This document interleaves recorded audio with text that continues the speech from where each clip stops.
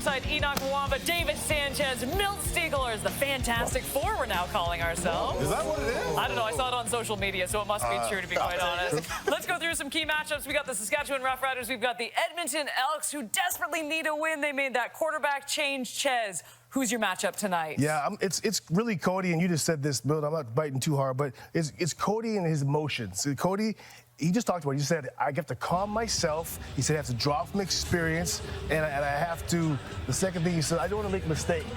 You had a different thing, Bill. I know you said you were talking about it. Mine's different than yours. You don't have my points. My point is, Cody Fajardo he's not going to be nervous. I think he's going to take care of the ball. I think he's going to try to be, he needs to be aggressive. Let's say that. Cody, they're laughing because Milt said he was going to talk about this. I know, but my points are different Milt than his. literally wrote on a piece of paper to the producer and said, my matchup is Cody versus his emotions. My points are different. Now you guys took all the time. No, I'm not done yet. I'm not done yet. I'm not done yet. Cody's gonna. I'm not worried about Cody. He's a veteran. He's gonna be. He knows what to do. He needs to be aggressive. If he's too cautious, they're not gonna beat them unless he's aggressive. Cody needs to let it fly. Go ahead, Enoch. No, go. You got time. No, Milt's got no points left. It doesn't matter. It doesn't matter. Enoch, go ahead. Go ahead, Enoch. Who's your matchup? We gonna deal with this afterwards. So I'm looking at Cody Fajardo as well, but I'm looking at not just his emotions like Milt and Davis were looking at tonight, but I'm looking at Cody and these DBs. You got all these guys that are very aggressive, and this defense by the Saskatchewan Roughriders is a team. We talk about Roland Milligan. We talk about Campbell. That's right, Sales. They're all out there. They're trying to get their hands on this football tonight. It's going to be interesting. And if they do, guess who my key matchup is Milt Stiegler versus Davis Sanchez. Because you know what? They take each other's points. You went out like that, Davis? You had nothing. You had nothing. Gotta get. And you can win groceries for a year. If 2 kickoffs are returned for touchdowns, you could also win $1 million. Good luck, Fred. Let's get you to Regina and join Rod Smith and Paul LaPolice.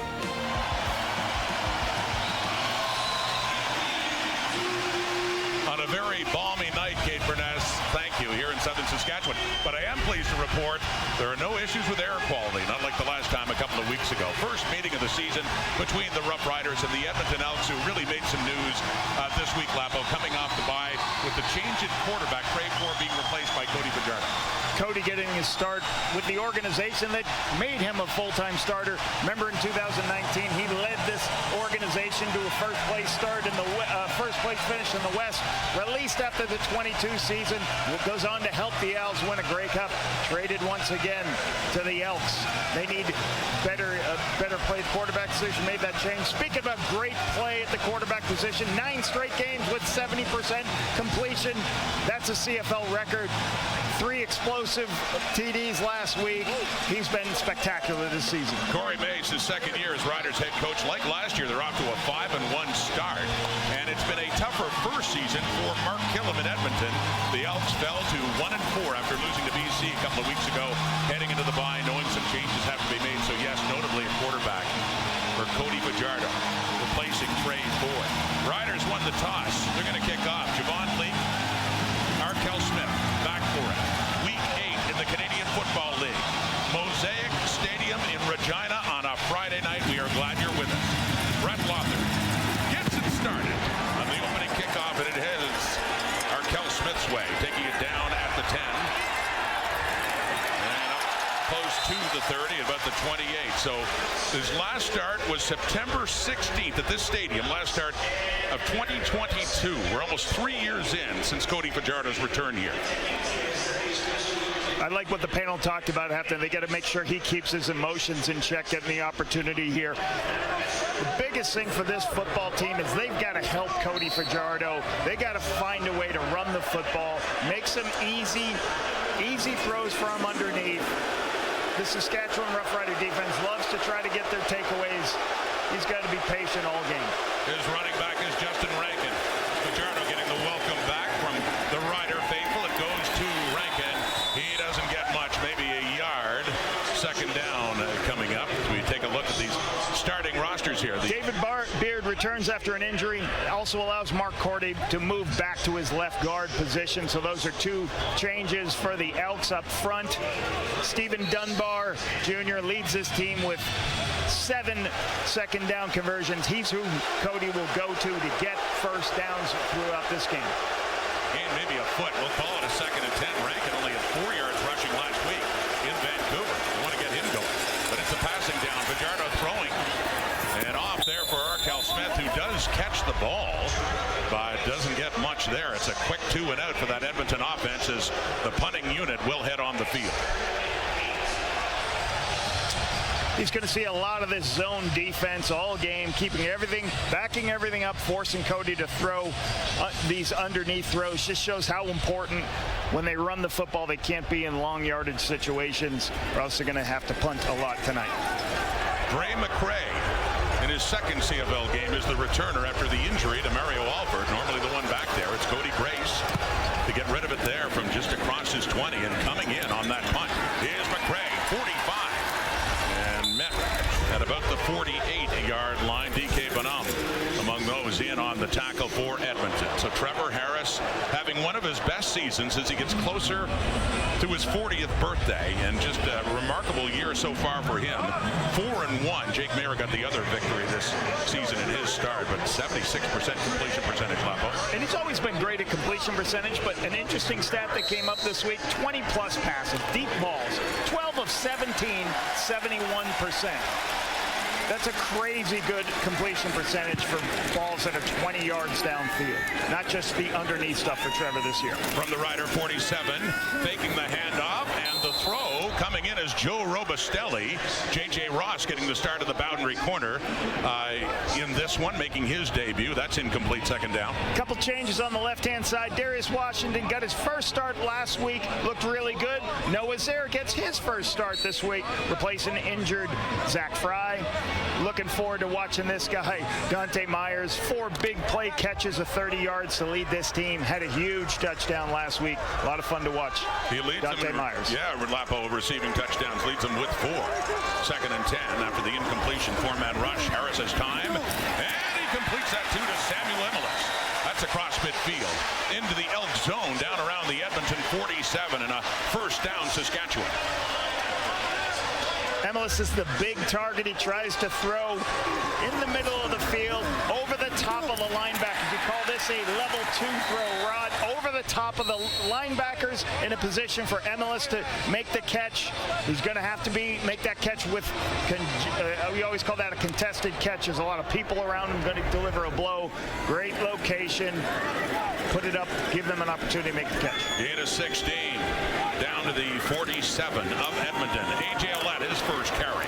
Had another strong game and a stronger season, too, with Saskatchewan last week at BC Place in the Rider win. Happy to see this guy, Jake Ceresna, back after an injury for the bye. 8 sacks last year, only 1 so far this season.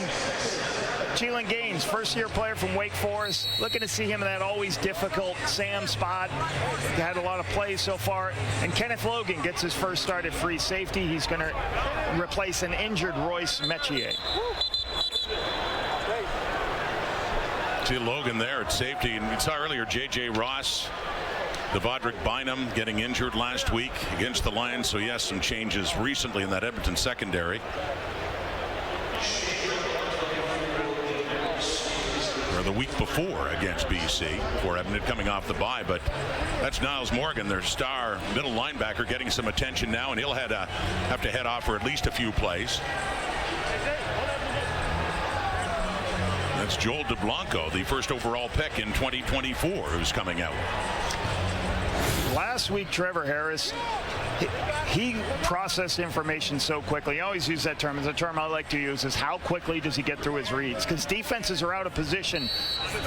The sooner the play starts, the defense out of position. The more time you give them to recover to the patterns that are on the field, the less space there is. He was as fast as I've seen him going through his reads and progressions last week. Not playing like he's 39. Off to the right, that's completed too to Dante Myers. We talked about him. The season that Myers is having, 394 yards receiving, coming in with 4 touchdowns, 7 for 132 last week. Quick throw inside to Myers. The farther off the corner is, he's going to take this throw on the outside. Try to get that first down yardage. nice tackle on to prevent that extra yard or two to force this field goal. So a 3rd and 2, not quite enough, but a field goal situation here for Brett Lothar with Joe Couch to put it down at the Edmonton 47. Lothar 14 of 20, longest of 48 this year. Drifting off right, and it is no good. And Javon Leake right at the dead ball line. So they get 1 point on the board instead of 3. As Cody Fajardo back in Saskatchewan. It was 2019 that the Saskatchewan Roughriders gave the keys to the offense to Cody Fajardo. 3 years the #1 quarterback here. And now, finally, nearly 3 years later, he comes back to Mosaic Stadium. Let's say hello to Britt Dort. Yeah, finally, as you mentioned it, Rod, because he had 3 chances to play Saskatchewan when he went over to Montreal, but unfortunately, he was injured on all 3 occasions, so it's been a long time coming. Now, he did kind of say maybe that was meant to be. I don't know if I was ready to face Saskatchewan or come back here at the beginning when I first left. This time I come back and I do have a Grey Cup under my belt, so he does have that going for him. Now, he did talk about Saskatchewan, giving them a good nod, saying this organization taught me what it was like to become a professional quarterback. I learned what it was like when the crowd doesn't like you and the fans don't like you, and how to roll with that going forward. And of course, he said this place holds a special place in my heart. My son was born here. Of course, I had a lot of career great moments here. Did he say, though, if he wants to win any more in Mosaic Stadium than anywhere else? He said, absolutely not. I want to win every game. It doesn't matter where. And yet, Brett, you could sense talking to him how much this game, this chance coming back in Saskatchewan means to him. And if you look at that board, just said that he led the CFL in passing yardage. It wasn't they had a great defense. He did a lot of great things on the offense to get this team into first place in 19. Passing now in 2nd and 4, and we've seen this from him. His ability to take off, he does there. He slides, and depending on where they spot it, it looks like this could be enough for an Edmonton first down. It is. A little bit of pressure from the linebackers. Cody just doesn't like the picture, knows he only needs a couple of yards. Puts the ball down, protects himself, gets down, get the first down.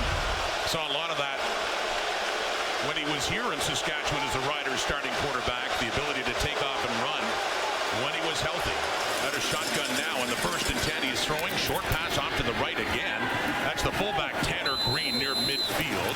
At most 5 more yards there, and a 2nd down coming up. Malik Carney only has 2 sacks, but he's 2nd in the Canadian Football League with 25 pressures on the quarterback. A.J. Allen's having a really good year. This year as a starter, 2nd on the team with 39 defensive plays for the former Guelph Griffin. And Marcus Sales leads the CFL in pass knockdowns. This veteran has 1 interception this season. And the Riders didn't want Fajardo anymore. He ended up signing with Montreal, won a Grey Cup. He was the Grey Cup MVP 2 years ago, and then has since moved on from the Alouettes to Edmonton. Gets the start. 2nd and 5, trying to get away from Malik Carney, but he can't. Picks up a couple more yards, but a 3rd down is coming up. He's at least a couple of yards shy.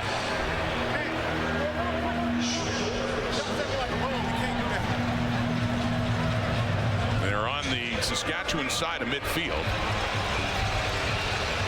Ball put down around the 52. So Cody Grace is on to punt it away again. He was with Mark Killam in Calgary several years, and Killam was the special teams coordinator. And then moving over to Edmonton together this year on the 3rd and 2. And McRae is back, standing right about the Rider 10 for this.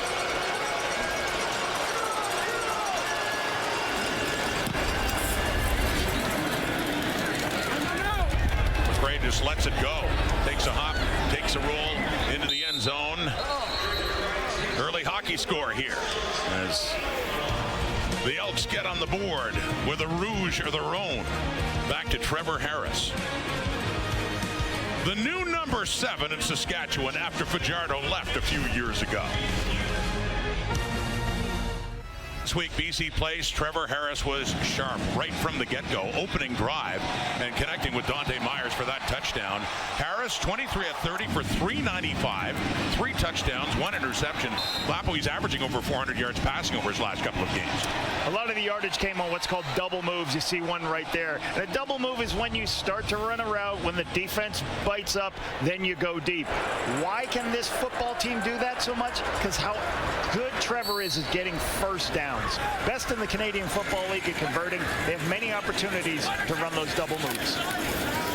Faking to Ouellette and throwing again. And Robustelli, what a story he's been, especially the breakout game against Calgary a couple of weeks ago here when he had well over 100 yards receiving and his first CFL touchdown. Talked to Jeremy O'Day about Robustelli and actually saw him at a free agent camp, and it was kind of crazy. They said, hey, you got to go play some regular football before we can sign you. Goes off to Tusculum and has a great career there. Ends up making it to the Canadian Football League, and obviously talked about the big week he had 2 weeks ago. Yeah, that was actually closer to 200, 11 for 191 and the touchdown. There's Ouellette. And trying to fight his way for a first down. Gets it up around the 50. Should be very close. It didn't need much there, just a couple of yards. Part of the tailback's job is just to have patience to see these holes develop. There is a blitz coming on the inside where there is a free player. You're going to see one of the linebackers ends up being a free player. But as AJ sees that, he just does a jump cut to the left. He just jumps to the left and then gets vertical. It's second and short. It's great balance in lateral. You have to have lateral movement skills as a running back to create first downs. And he does get that first up around the Rider 51 and a 1-1 tie. Little play fake. Harris on the move. He rolls to the right. He's being chased and just throws it away. So second down coming up. That's Jared Brinkman, one of the ex-Argos, a slew of them coming over from Toronto to join Edmonton this season. Brinkman getting that push. We'll see him. This is a little bit of a play-action pass. Brinkman's now kind of chasing as Trevor starts to go across. Trevor gets flushed this way, throws the football away. Good pressure. This defensive line has struggled getting sacks this year, Rod. Brinkman's a talented player. Got to give him more opportunities. It is surprising, Lapo, when you get Serezna coming back. You get Brinkman, Brandon Barlow coming, Robbie Smith, who's now hurt. The pass, Ouellette reaching down and calling that a catch. No, it's been overruled. It is not a catch for AJ Ouellette, who is trying to sell that, but incomplete. The ruling on the field is incomplete pass. It's going to be third down. So punting, Saskatchewan will be. Now he's covering on the center, and when you see that, you're trying to affect the center, get the one-on-one. A little bit of a twist with the end coming in and then the nose guard coming around on a twist to help free up free rushers. Joe Couch to punt it away from the Saskatchewan 36. Javon Leake, the sole returner back for Edmonton. The Aussie Couch. Leake takes it at the 18, finds some room up the left side, and then gets pushed out of bounds. There's Jared Brinkman getting a breather, trying to get some heat on Harris, who got rid of it, but no catch. Ouellette. First quarter at Mosaic. Psst. Hey, sleepyhead. Against the 5-1 Saskatchewan Roughriders with an opportunity, Lambo, to get back on top alone in the West after Calgary lost to Montreal last night. And why does Edmonton make this change? There's a lot of things that the Elks have to improve on, not only defensively and offensively. Why did they make the change with Trey Ford? They've got to get more first downs. They don't get enough first downs in the Canadian Football League. Worst in the CFL. So it's Cody Fajardo and his first deep look down the middle, nearly intercepted by Roland Milligan. That was for Curly Gittins Jr., who wanted a call there with Milligan coming in. A deep shot tried there by Fajardo. Cody recognizes there's no safety in the middle of the field. What do you do when there's no safety? You take the shot. But Milligan's right there. It's a little bit underthrown. Milligan goes up to make the jump. You would love Curly Gittins Jr. to kind of recognize that and try to jump up and be in that position. But Roland Milligan's right there to recover on the deep ball when there's no safety in the middle of the field. Nearly had his third pick. and that's 23rd knockdown of his career, too, for Roland Milligan. So stepping up in second down, that is complete. Zach Mathis has it across the 40 as takes a pop there with Tavon Campbell. That's enough for an Edmonton first down. Zach Mathis is going to take some hits because he's 6'7", Rod. He's a big target, big. Sat down in the zone as Cody scrambled up to find space. There's a nice completion in the middle of the field. You'll see as Cody climbs, you see Zach there. That's what you want from your receivers. Find the space in the zone so as the quarterback scrambles, you can get to him. Supplemental first-round pick last year. Second first down for the Elks in this game, and that's a carry there by Javon Lee. Some time on special teams and running back in his second year with the Elks. And for the Elks to have success, Justin Rankin last week had 3 rushes for 4 yards, a 1.3-yard average. They've got to find a way. I don't care who the quarterback is, you got to get some productivity in the run game to be successful. So that's a good run for them. Put them in second and medium here. As Leak stays in after that pickup of 4 yards, a 2nd and 6. Up across their 45, throwing again is Fajardo quickly. And right to Leak, tries to extend the ball close to the first down marker, very close, up around the 48. And it's... Let's see where they spot it. If it's not a first down, it is. Ben Major signaling yes, indeed, referee for tonight's game. He's going to come out and then go back in. You're going to have one run in, and what you're trying to do, this is what's called an angle route. You're going to try to go out and then back in, find that little space. Cody throws it in time to get that first down. Have a good drive, 2 straight first downs. This is what the Elks need. It's up to the Edmonton 53. Pump fake. Deep look again. Over the middle and open is Mathis. Has his second catch. Fajardo hits that big target for the biggest play for the Edmonton offense in this game. All the way down to the Rider 20, and Mathis is still down. Back it up, guys. Back it up.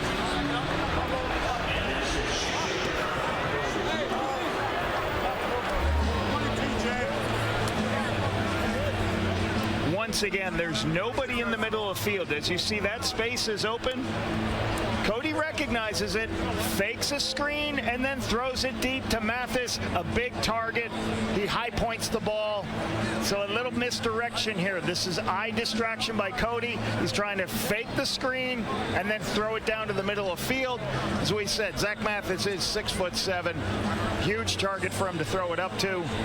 Hopefully is okay here. Maybe just got the wind knocked out of him making this catch here over Nelson Lacombo. So you look at Fajardo's number, 6 for 7 for 69 yards, misleading, but most were short passes, but that one was 35 yards. His biggest strike as a quarterback for the Edmonton Elks as Mathis is still down. We'll take a break. Pleased to have Luke Wilson join us again. And Luke, to talk about the battle in the trenches being won by the defenses so far. Yeah, it definitely is, Rod. And when you have a 1-1 game and take out that last big shot, a lot of it you want to pinpoint on the quarterbacks, but there's not much out there for them. If you look at what's happened, it's happened to both teams right now. They're just pressure on the QBs with 4 people. And that means you got 8 dropping. And again, here's Fajardo. You bring 4. There's 8 guys playing zone. What do you want the guy to do? And we get home here, gets flushed. And it's on the other side of the ball. Brinkman's having a day right now. We're coming right after him. We get flushed out of the pocket. What do you want these quarterbacks to do? And here, just a very simple stunt. We don't pick up. There's no time. There's 8 zone droppers. If we want points, we've got to figure out how to block 4 people up front. And I think both teams have a good enough offensive line to do it. There's been a bad miscommunication up front so far. And Luke, you said at the outlier, just most recently, they finally did hit a big shot. Fajardo to Mathis, who was finally helped off the field. You see him just slowly heading off as they're about to resume play, and a big first down at the 22 of Saskatchewan, the deepest the Elks have gone. Cody Fajardo at quarterback. His running back is Rankin. And Lake, who takes that one and spins and continues, and it's a down for a decent pickup, about 5 yards for Javon Lake. And some of the offensive ineptitude for the Elks this season is they only have 41 passing first downs this season, Rod. To put that in perspective, the BC Lions first have over 100. So first downs through the air have been really difficult for this crew. One of the reasons that changed to Cody Fajardo. Can we get more first downs? Can we get more plays that give us opportunities to take some shots downfield like they just did? So lead goes off. It was actually a 3-yard pickup. 2nd and 7. It's Rankin in at running back. The crowd really making it difficult for Fajardo now. Not what he was used to when he wore green and white. Takes a look inside the 10. It is caught. And that's Keon Julian Grant, who was a target back in the days together with the Montreal Alouettes. Last year, in fact, they connected for a touchdown in the East Final. The halfback is going to be high, the corner's going to be out here, and the Sam's going to be inside. So what do? Roll it a little bit, guys, and then we'll pause it. Pause it right there. He's going to have to go outside, he's going to go inside, and you hit the little space underneath. That's finding the spot in the zone coverage. That's a veteran quarterback seeing the picture, putting the ball on. 1st and goal at the 7. Good drive, Edmonton here. Faking to Rankin. Fajardo can't find a target. Tucked it down. Micah Johnson was putting some heat on him as Fajardo is down. 2nd and goal coming up here for Edmonton. Micah Johnson, the strength of Micah Johnson is that he can do a bull rush. And what does that mean? He can just take people and bench press them straight back into the quarterback. That's what you see. We just heard Luke talk about the line of scrimmage. Edmonton had no end on their right side. The penalties declined. It's going to be 2nd down. We just talked about, watch what he does right here to Mark Cordy. He drives him straight back into the quarterback and forces Cody to start moving his feet, and that's a cardinal sin up front. You got to hold the depth of the pocket. 2nd and goal. Fajardo under pressure again. Running around to the left, tries to get rid of it. No, incomplete. He wanted Stephen Dunbar, but Saskatchewan's defense stiffens up. The sack, first that one by Micah Johnson is 2nd, and then they got some heat. Shane Ray in there, and the toss to Dunbar, no good in the end zone. More of the same. You can see the push right now by Mark Cordy's getting driven back by Micah Johnson. 2 straight plays in a row, and that takes the quarterback off his feet. He can't get in his rhythm. Then he has to scramble, and all the routes break down from there.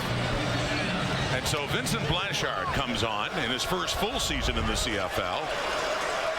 Got in a game last year, product of Laval, 8 for 10, longest to 42, much shorter here with Brace to put this one down at the 15. And the Edmonton Elks do get something to show for an impressive drive down the field. Got it to goal to go. They do get the field goal, and they have the 4-1 lead. Quarterbacks looking it over there, Trey Ford and Fajardo, and it's Cole Snyder, the 3rd-string QB, number 14 as well. This is one of the reasons, obviously, a change. How can we get a spark for our team? How do we get a spark? Now, I'm not going to put all this on Trey Ford.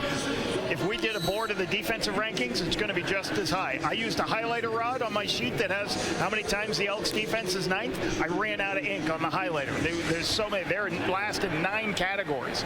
So this team's got to get better, but a spark at the quarterback position can help a lot of people. So back on offense are the Riders, and that's Brandon Barlow wrapping up A.J. Ouellette, taking down, and looks to be the final play of the opening quarter. So Edmonton finishes up quarter 1 with a field goal. 1, 2, 3. Defenses have been strong, as Luke talked about. But some points on the board for the Edmonton Elks, desperately looking for a victory here in Saskatchewan. Through 4-1. And the Elks lead a low-scoring game 4-1. But Lapo, you talked about Edmonton looking for encouragement, being last in so many categories on both sides of the ball. They did get some of that in the first quarter. Yeah, to start with offensively, a nice not a touchdown drive, but they went down the field, had an explosive pass play to get them in field goal range. And defensively, Trevor Harris only having 29 yards in 1 quarter.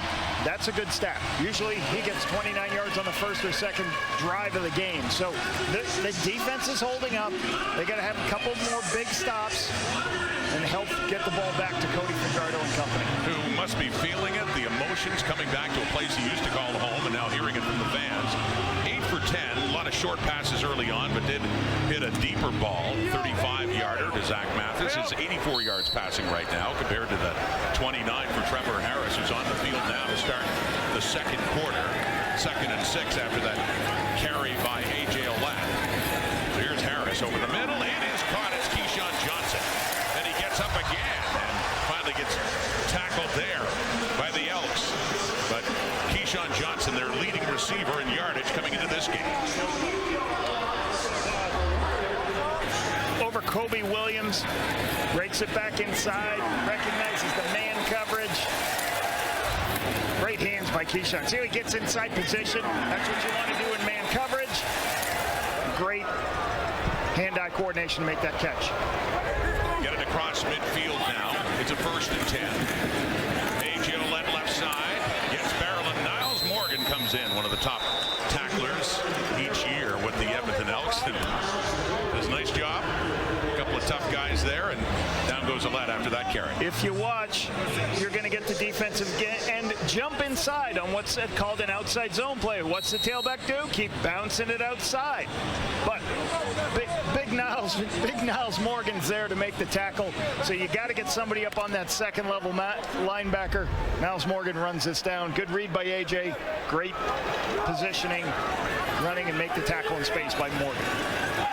Gain of 3, 2nd and 7. Trevor Harris quickly knocked at the line of scrimmage and down incomplete. Closest receiver was Del Duncan Busby, but somebody got their hand up with the Edmonton Elks and ruined that play, setting up a 3rd down for Saskatchewan. Elks trying to do a little bit of confusion up front by doing what you call twists, trying to get the offensive linemen in one-on-one situations. They do, then they get a hand up and knock down. Another good stop by this Elks defense.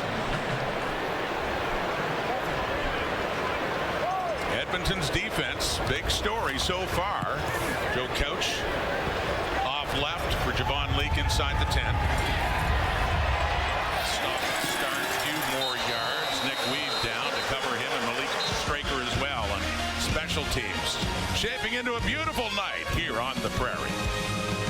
To a close. The Euro Final will take place on TSN and CTV Sunday noon Eastern, 9 a.m. Pacific, with England going up against Spain. Watch it on TSN and CTV. Even Kermit's getting into the spirit. Must be hard here in Saskatchewan putting on red, but Christmas in July. So we do get some of the traditional red. We're also getting a lot of green Santa too.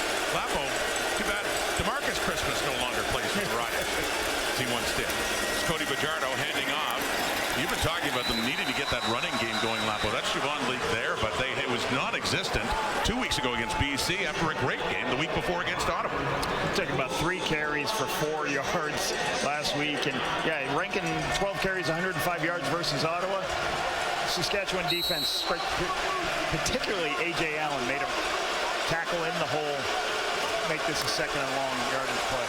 Javon Leake's another guy. I'd love to get Javon Leake, an explosive player, to build something in the offense to get him some creativity, give him opportunities too. Well, Leake got a yard. It's a 2nd and long now. Fajardo, crowd picks up.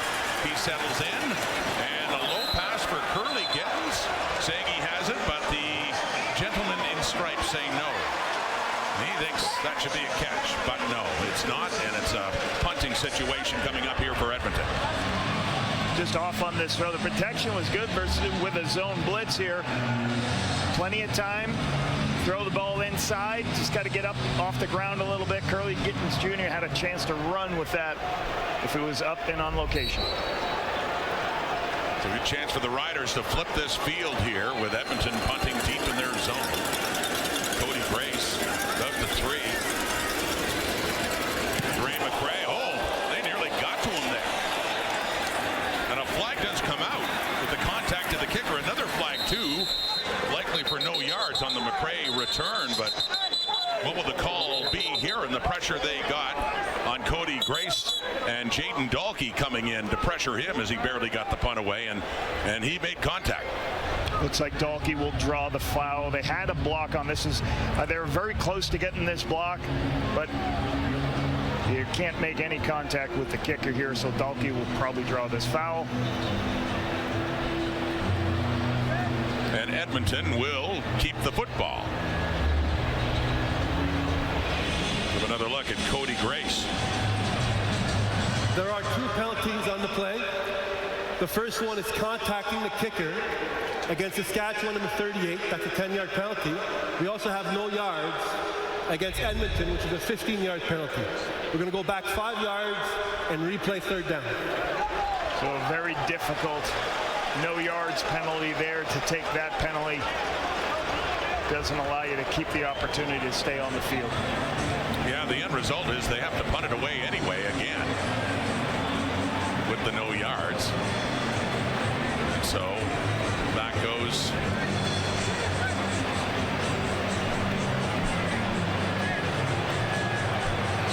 the return team for Saskatchewan and Ray McRae, as Grace will now stand inside his end zone.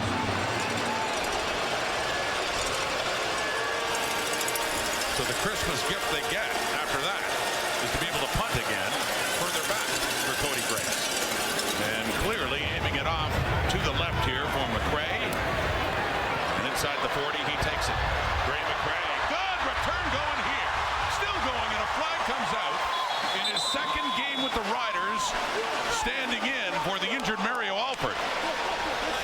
It's something there we're used to seeing from Alford, but is it coming back? McRae comes across. This is a cross-field kick. Comes all the way. Return holding Saskatchewan number 47. It's a 10-yard penalty. It's going to be 1st down. TV timeout. So the Riders get flagged, Lapo, negating that good return there by McRae. But Saskatchewan football trailing by 3. Mark Killam, Corey Mace, opposing head coaches tonight, but there was a time when they used to be in the same side as we head back to Brett. Yeah, and actually, when Corey Mace was a player with the Calgary Stampeders, Mark Killam told us that anytime he was hurt, he'd basically step in as a coach, so it doesn't surprise him that he ended up being a head coach in this league. The two actually did coach together on the Calgary Stampeders. Now, Killam did tell us that they're basically like brothers. They have a great relationship, and in his first game as a head coach this year, Corey Mace texted him and basically said, hey, go out there and do what you were born to do, man. Now, he did say today, I'll probably go up to Corey Mace, give him a hug, and I did notice them chatting before the game, but he said, most importantly, does this shock us, guys? My priority is that I want to win. Expect nothing less. Thank you, Brett. Here's A.J. Ouellette for Corey Mace's Riders with the ball and putting it out closer to the 50. But yeah, Corey Mace made it clear. I'll talk to him a lot. We talk all the time. We're not talking this week. The best thing about this league, with only 9 teams, everyone gets, all the coaches form great relationships. You end up working with each other and different things. So I know these guys have that long relationship in Calgary, and you know it's hard when you see one of your teammates or one of your friends going through it. You're winning your games, and you got a friend that's losing. You want to help, but not this day. 2nd and 3. Harris throwing to the right. He's got him. That's wide open. 1st down and more. He stays in bounds. Gets it down to the Edmonton 20. And the biggest offensive play for the Riders in this game. That'll get the crowd fired up.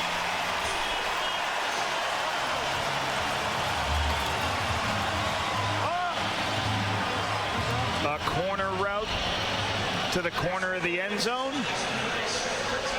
And you cannot be in a position where Kenneth Logan is inside position on the corner route. Trevor sees that right away, throws it at the high angle for that corner route. Kenneth Logan out of position here.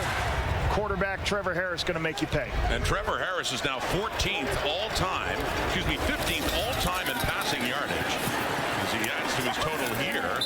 Harris passed both Mike Riley and Dieter Brock, jumping ahead in the all-time list. This last week saw Bo Levi Mitchell move into the top 10, and there's Harris now into 14, passing Mike Riley and Dieter Brock in this game. Came in just under 80 yards shy of passing them and has 89 right now. What a career for Trevor Harris, as we've talked about. 39 years of age and climbing up the ladder in the top 10 all-timers, top passers of all time, getting closer to that top 10. 14 now. Here's Harris, 2nd and 7, throwing again. It is caught and is down just shy of the 10 for Dell Duncan Busby. One of the the strengths of Trevor is what he just did right here. He doesn't wait for the deeper throws. He takes the underneath throws. He trusts that his receivers are going to get the yardage for the first down or get close enough to be in that position. They got enough so they can go to the short yardage quarterback on taking the underneath throws. Trevor makes a decision quickly, and he gets the ball out of his hands, puts them in this short yardage situation. Well, yeah, Tommy Stevens is coming in, handles the short yardage. It's a long one, though, Rod. It's 3rd and 2. 3rd and 2. Saskatchewan going for it here. They could be trying to draw him off here, too. And they succeed. Jonathan Kongbo, he bites, goes across, makes contact. Flags come out. This looks like it'll be against Edmonton. So this will be a hard count. You may not have even had a play called, and you would have taken a 5-yard penalty here because it's not going to hurt your opportunity to kick the field goal. Edmonton, number 93. It's a 5-yard penalty. It's a first down for Saskatchewan. So good football IQ. You run everybody out. You do a hard count.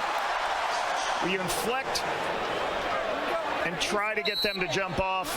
Jonathan Combo doesn't know the situation. 3rd and 2. Everybody on defense should be saying, hey, hold your water, don't jump. I don't think they're going to call a play right there. Great execution by the Riders. So it's a 1st and goal. Saskatchewan knocking on the door. Harris back in. Ouellette has the ball. Gets it inside the 5. Tries to push a little further. Down to the 4, maybe 3-yard line. As Saskatchewan gets closer. Trailing by a field goal. Looking for a touchdown.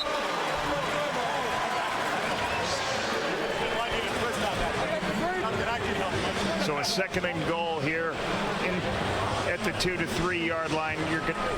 Usually you're going to see here some type of pressure from the Elks. You'll see a max protection here from the Riders. Could be an opportunity here to get 2 consecutive runs also, Ron. Last week at BC Place, Saskatchewan scored a touchdown early, opening possession. It's taken longer to find the end zone here against the Elks here in the 2nd quarter. Harris at a shotgun. 2nd and goal from the 3. Ouellette stopped. Down just inside the 2, closer to the 1. And we have another 3rd and goal coming up here. Jake Serezna looks to be... Big Jake Serezna looks to appear to stop this run from the inside. Good penetration as he jumps in. You also get a good stop by Kenneth Logan. The DBs jumping in because they're at the goal line.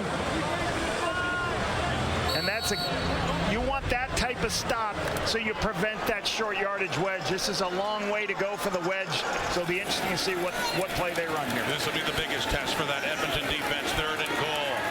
Tommy Stevens back in, takes the snap right side. No signal. Goal line stand. By the looks of things, still a discussion, and no. A turnover on downs. The biggest test for this Edmonton defense, and they passed it in the biggest way. Big Stevens can't break the plane.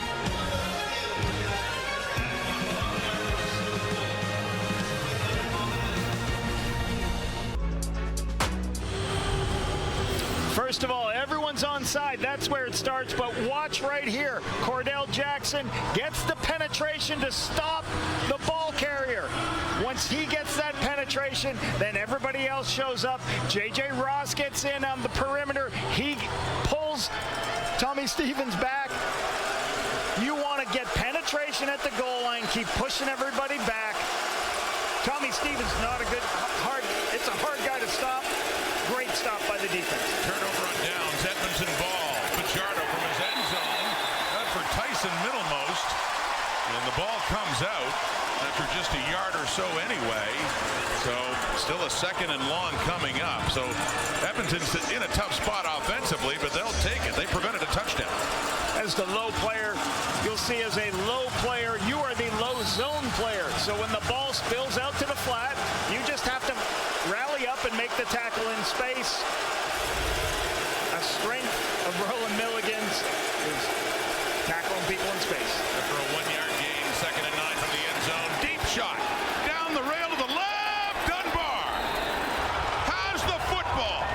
Stephen Dunbar. That'll flip the field in a hurry. With a deep shot again by Fajardo, completing it to top receiver Dunbar. A team that has struggled with the deep ball gets a deep ball opportunity.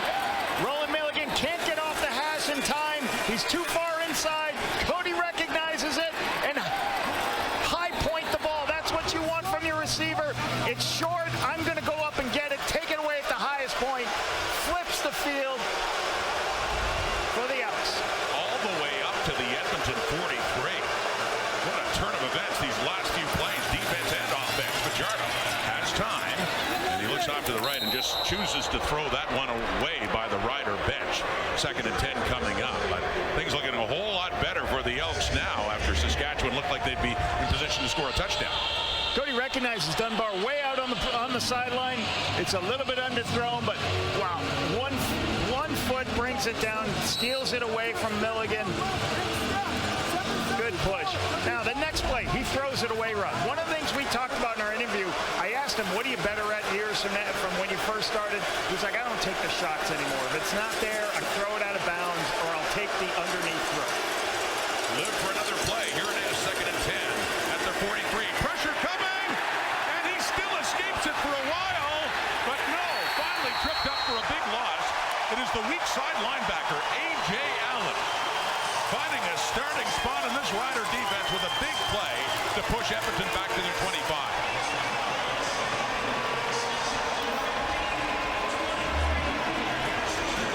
You have a lot of offensive linemen that are in one-on-one blocks, if you notice here. Everybody's blocking by themselves.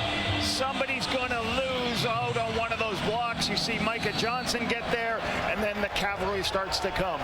The Saskatchewan Roughriders are trying to play more pass rushers, less zone players. It's beaten the Elks offensive line. So Cody Grace will have to punt.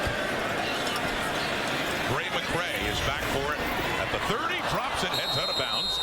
No harm, Rider ball, but no return.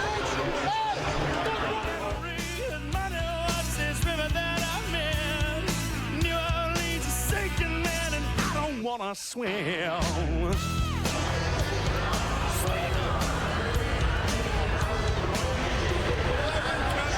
Rider football, there's A.J. Allen on that big defensive play. It looked like Micah Johnson was going to get another sack. It was Allen getting his 2nd sack of the We're season. not even going to talk about the tragically hip, huh? Kingston's own tragically hip, love him.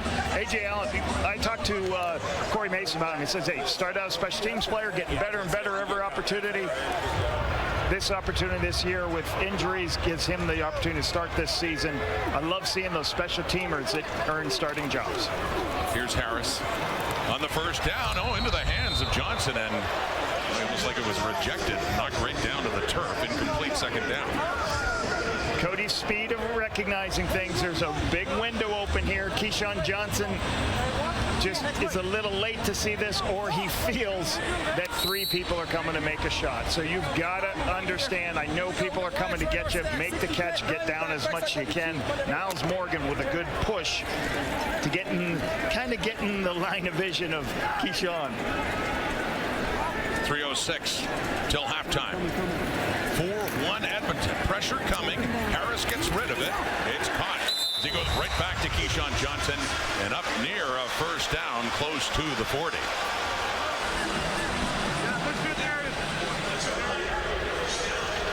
Yeah, 2:58 on the clock. The warning's given. You like the tragically hip, Lapo? Yeah, I grew up a tragically hip guy. Even I love him too. Should listen to him again.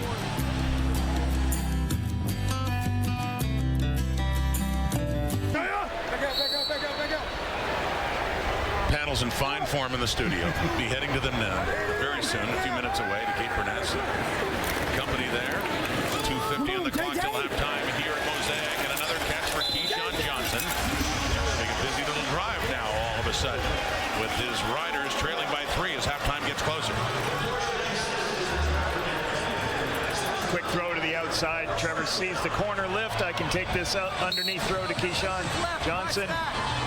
He's one of the reasons why CFL right now completion percentage, league record, 68.6, best in the history of the CFL. We've got 5 quarterbacks with over 70% completion right now. Harris at 9 for 14. Lapo. Fajardo 10 for 14. Harris again. Oh, a little trip up, some contact there with Cordell Jackson and Keyshawn Keyshawn Johnson, and you see the flags come out for interference on Jackson.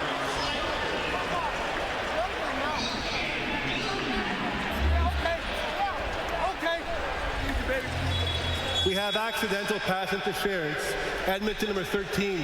It's a 10-yard penalty and an automatic first down for Saskatchewan. Accidental pass interference is when you're going to trip up somebody's legs. The difference of that is it's not going to be a point of foul. It's just going to be a 10-yard penalty. It's still going to give you the opportunity to get the first down. Just a little slip up there. Good recognition by Trevor to take that shot on the outside. It's a safe throw on the outside. Jackson draws the foul. Just getting tripped up. He's got to get out of his back pedal a little bit sooner so he can keep pushing.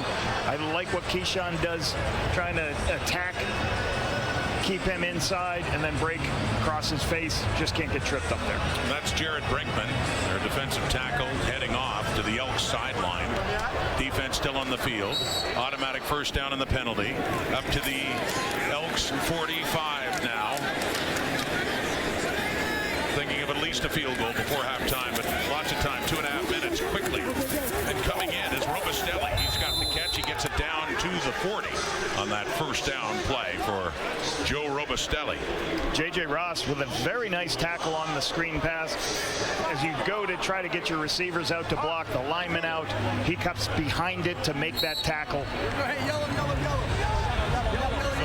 Western Illinois football player. And stepping in for Devondrick Bynum, who was injured 2 weeks ago in their last game against the BC Lions, suffered a chest injury. He's on the 6 games. So Ross making his debut. Edmonton 40, 2nd and 5. Saskatchewan Roughriders. Quickly again. And deeper 2 to the left. And down to the 10-yard line. We got a flag coming out again. Looking for Robustelli. Kobe Williams is involved in the coverage there for Edmonton.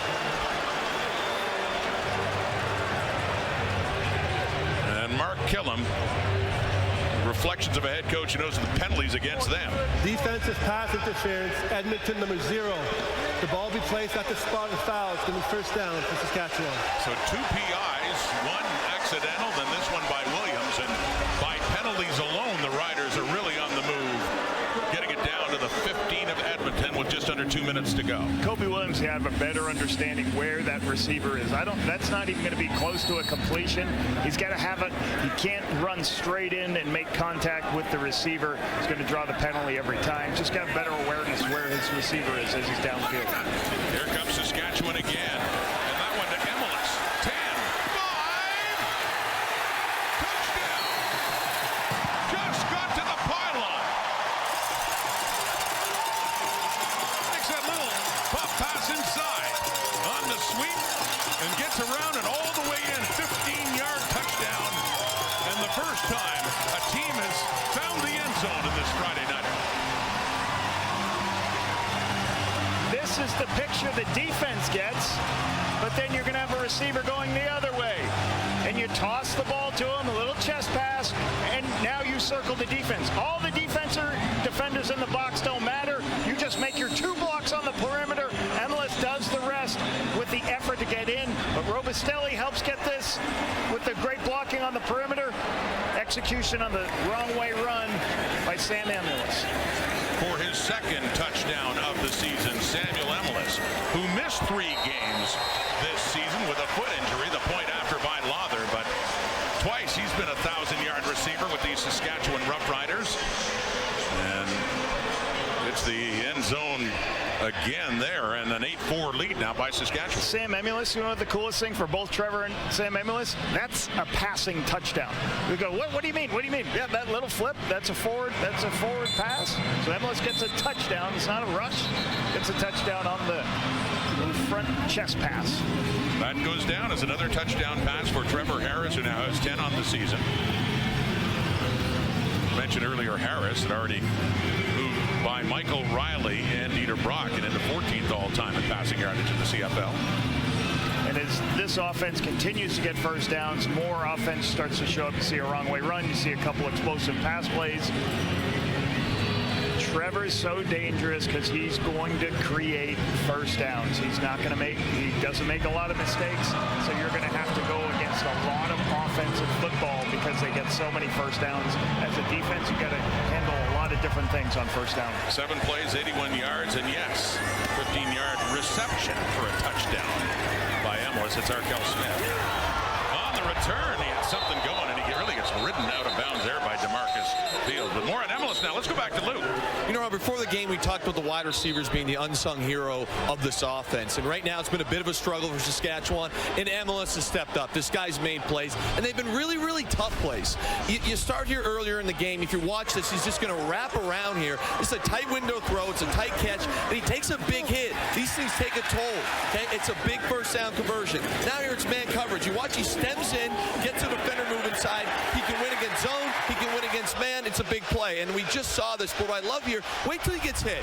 At the 5-yard line, he still finds a way to get in. That's toughness. That's grit. This team is built on it. And tonight, right now, this first half, it's been Emlis. It's been showing the boys how to get it done. Yeah, Luke, out of Montreal, 4th year out of Louisiana Tech, where he went to college and really found a home here in Saskatchewan. Spent some time in the University of Massachusetts. Also was very good in the draft process. I was watching film last week, Rod, and I kept going, Sam Emlis looks faster than last year. Like he was running down the seams. It's a great draft pick by Jeremy O'Day and the Saskatchewan Roughriders organization. The Elks were penalized on the return, so they're pushed back to the 25 to start.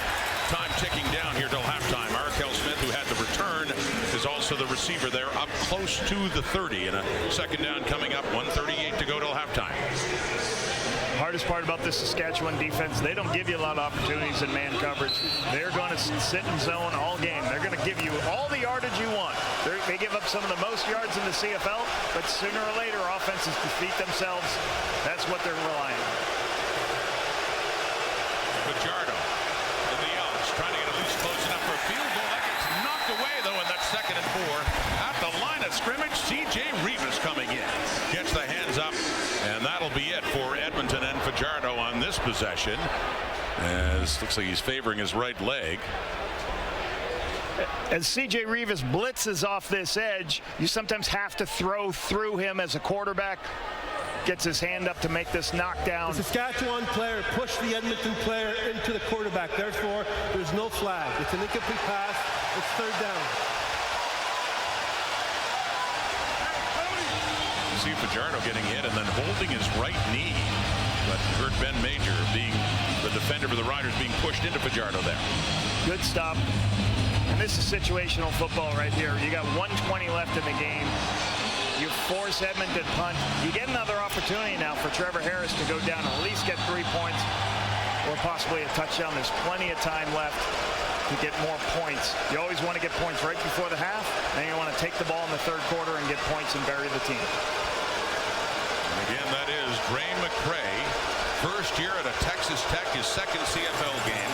He's the returner back there for the Cody Grace punt. From his 20, off to the left for Grace. Coming in, that left hash, and oh, what a hit he took.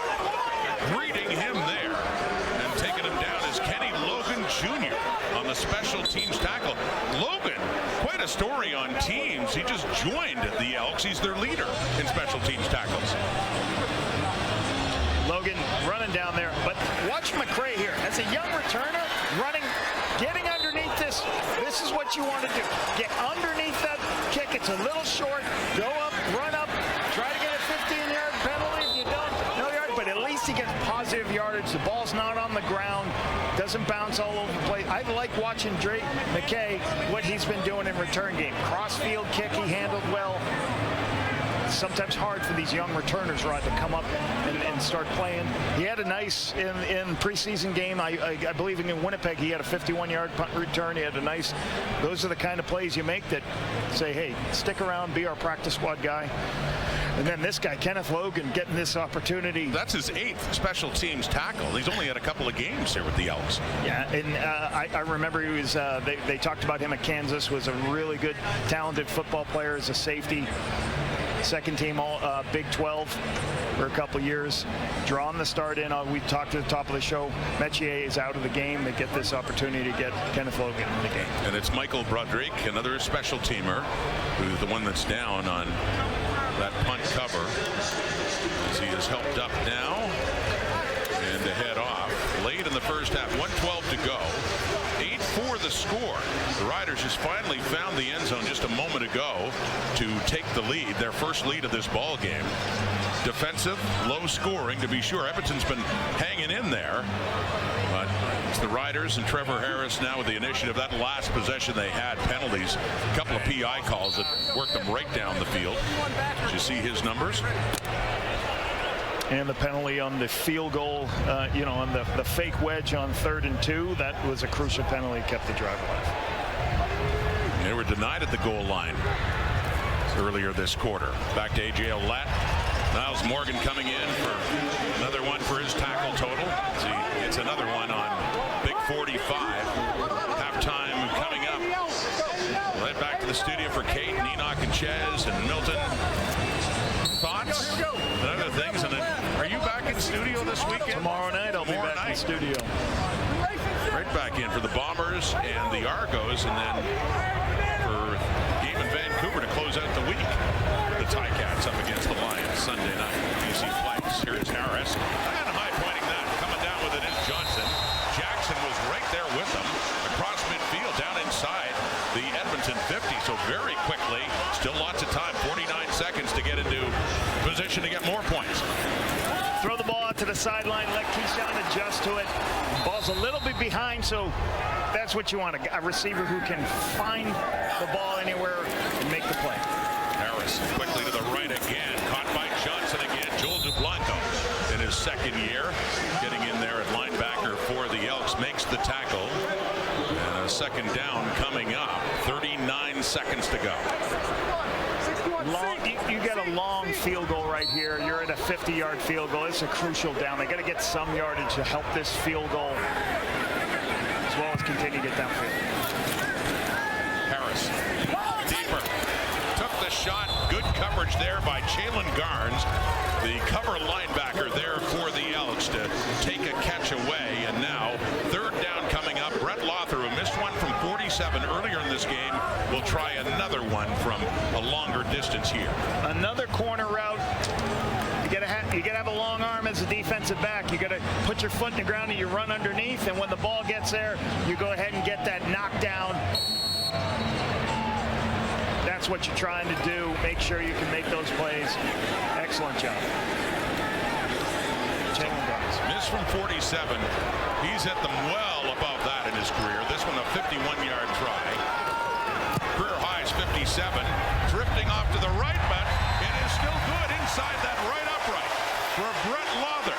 51-yarder to make amends for the miss earlier and put 3 more on the board for Saskatchewan late in this first half. Excellent execution right before the half, making sure they get points. Good stuff by your defense. Get your offense on. Get a couple of field goals. Get your kicker in range. Let your kicker hit a long field goal. They're going to get the ball, but well, they decide whether they deferred so they can get the ball at the next start of the second half. Make it a 10-point swing if they go down and get a touchdown. That's what their goal is going to be. 22 seconds on the clock until halftime. Edmonton had a slim lead earlier. Now just 4 points on the board, and they are down. Fajardo, and he connects there with Giddens as a Rider D just backs off. 16 seconds to go.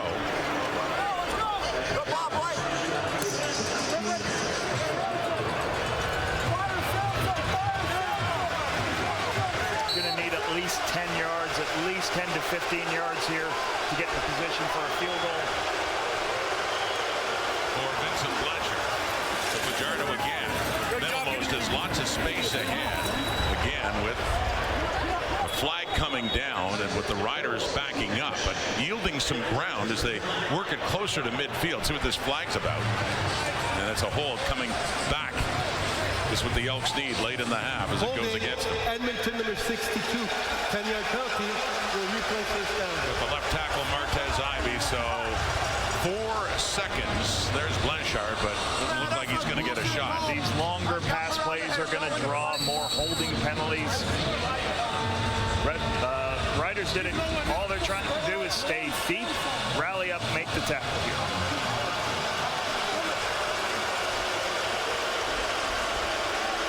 Edmonton Elks come into this game at 1-4. Saskatchewan comes in at 5-1. The half is about to come to an end. knocked out of bounds by Sales. And the first half is in the books.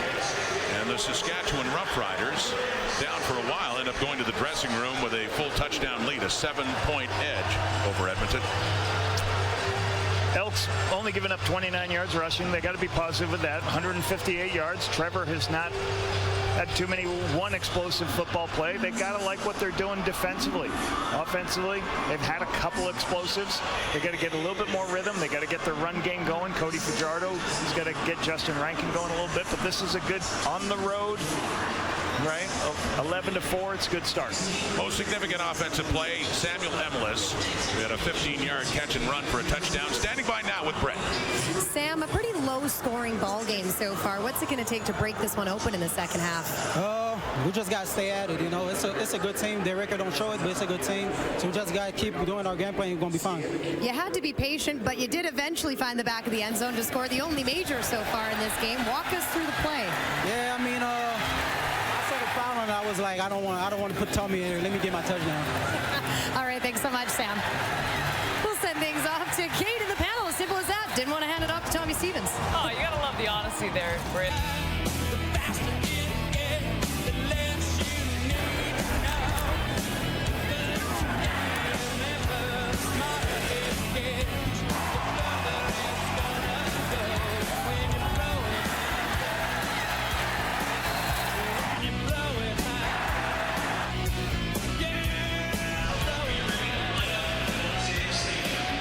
They've been calling it Christmas in July here at Mosaic Stadium. Well, at the half so far, a green and white Christmas so far. Edmonton's defense has held strong, but the team is down by 7.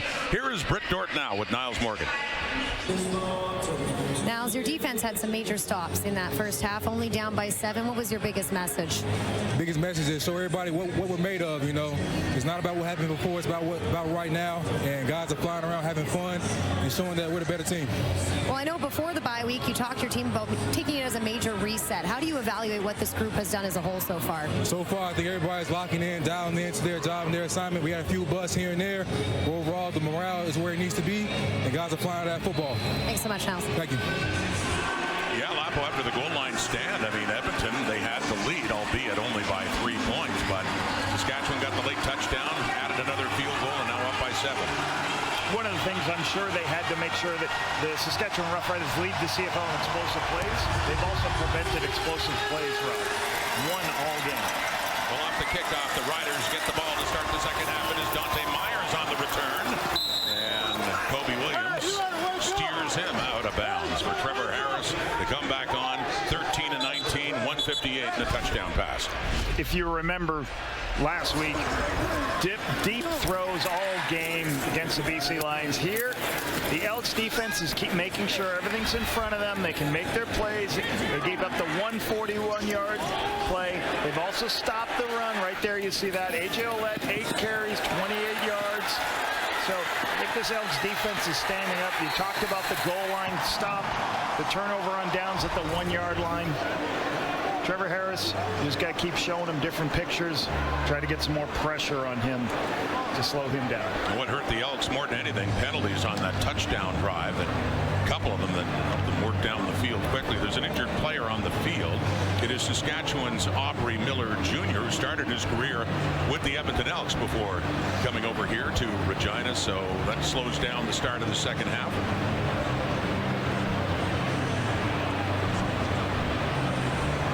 What happened on the kick return to Aubrey Miller. You can see him get kind of rolled up on right as they're trying to get that return. You can see him get rolled up on right there.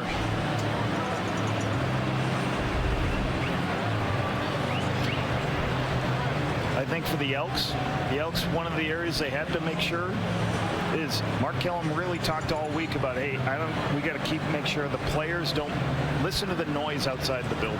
My biggest job is to protect the players in the room, make sure they're not hearing all the things that people are talking about, what they are.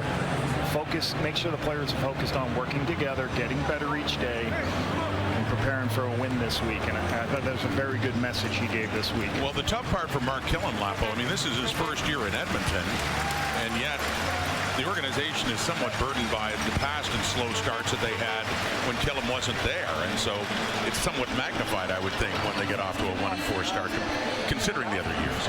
And he's also trying to make sure the players don't fall down. I mean, his message was that those players weren't here. Those players weren't here for 2 years ago. This is a whole new team. It's a whole new unit. I love he has a player each day get up and talk about what they care about playing the game of football. Says he's really trying to build a culture, and they love the work ethic out of their team. They love how they're preparing for each week. They just got to put it all together. And so the defense that has acquitted itself nicely in the first half, up to the task again here as Harris is throwing. A receiver is down. That's Robustelli, the intended receiver, and Cordell Jackson goes by, and this time no flags out. A second down coming up. They got what they want. They got man coverage with an inside player playing on the corner route, but sometimes he's got to widen his base a little bit. Sometimes if you bring your feet too close together, you're going to fall out of that and fall down. That could have been a huge explosive play right off the stop. The dreaded turf monster there on Robustelli. And it's a second down now for Harris. 11-4. They start the second half with that touchdown lead. Four-man rush off to the right, and Ouellette just could not get away. Had to try to turn it up, and it's Nick Anderson, their tackles leader, with a good one in the open field there to prevent Ouellette from getting any further. I believe that tackle will put him over 150 for the season. A.J. Ouellette's the underneath. As he releases, everybody goes high. He's got to make that tackle. That's a very difficult thing to do for a linebacker. There's so much space. You have talented tailbacks. Nick Anderson stood up to the wide side of the field to make that play. The CFL's Rookie of the Year in 2024, Nick Anderson. Joe Couch punted away. So the Edmonton D gets that 2 and out.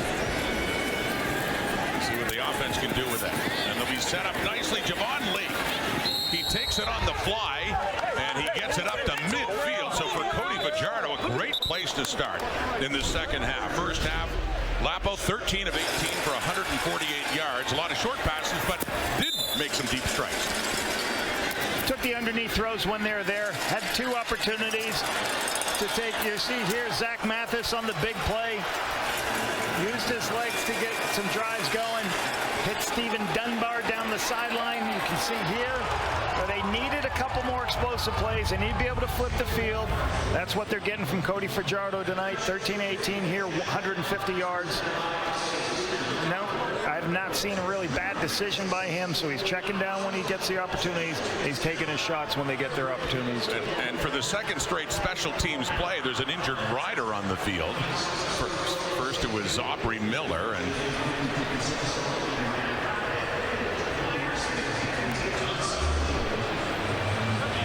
I believe this is where it happens right here. Corte Moore.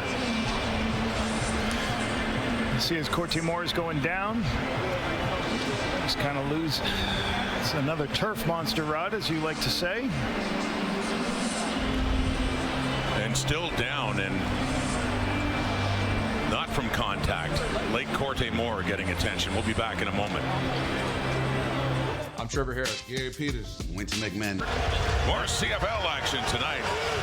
It's Pill Country. Luke Wilson was there earlier, and surprised we got him out of there. Popular spot here. Mosaic Stadium. Toss inside to Curly Gittens Jr.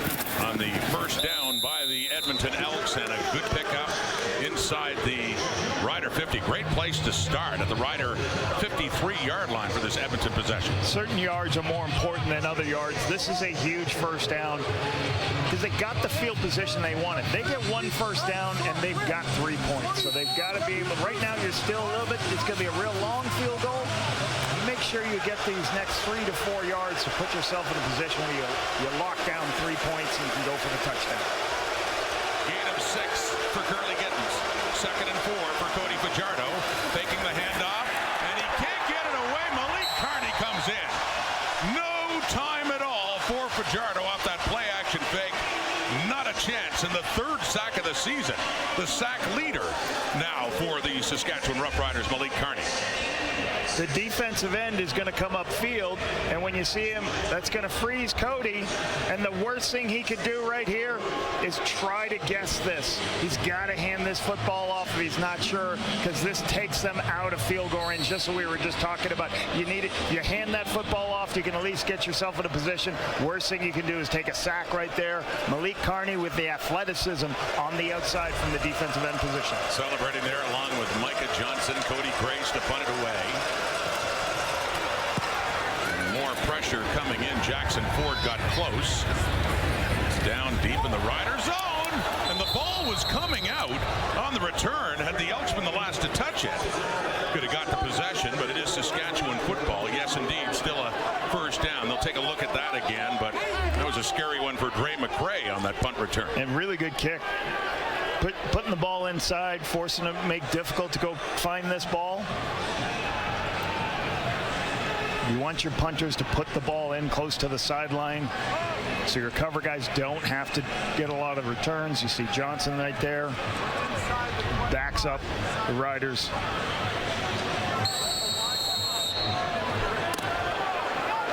So if nothing else, the return by, that's Leonard Johnson in there on the coverage, but the return by Leak.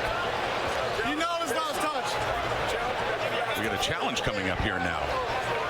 Mark Killam thinking they were the last to touch the ball.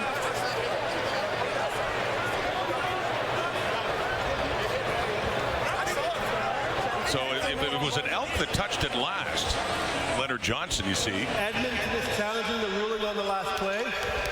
They believe they touched the football last, which should make it their ball. The play will be reviewed.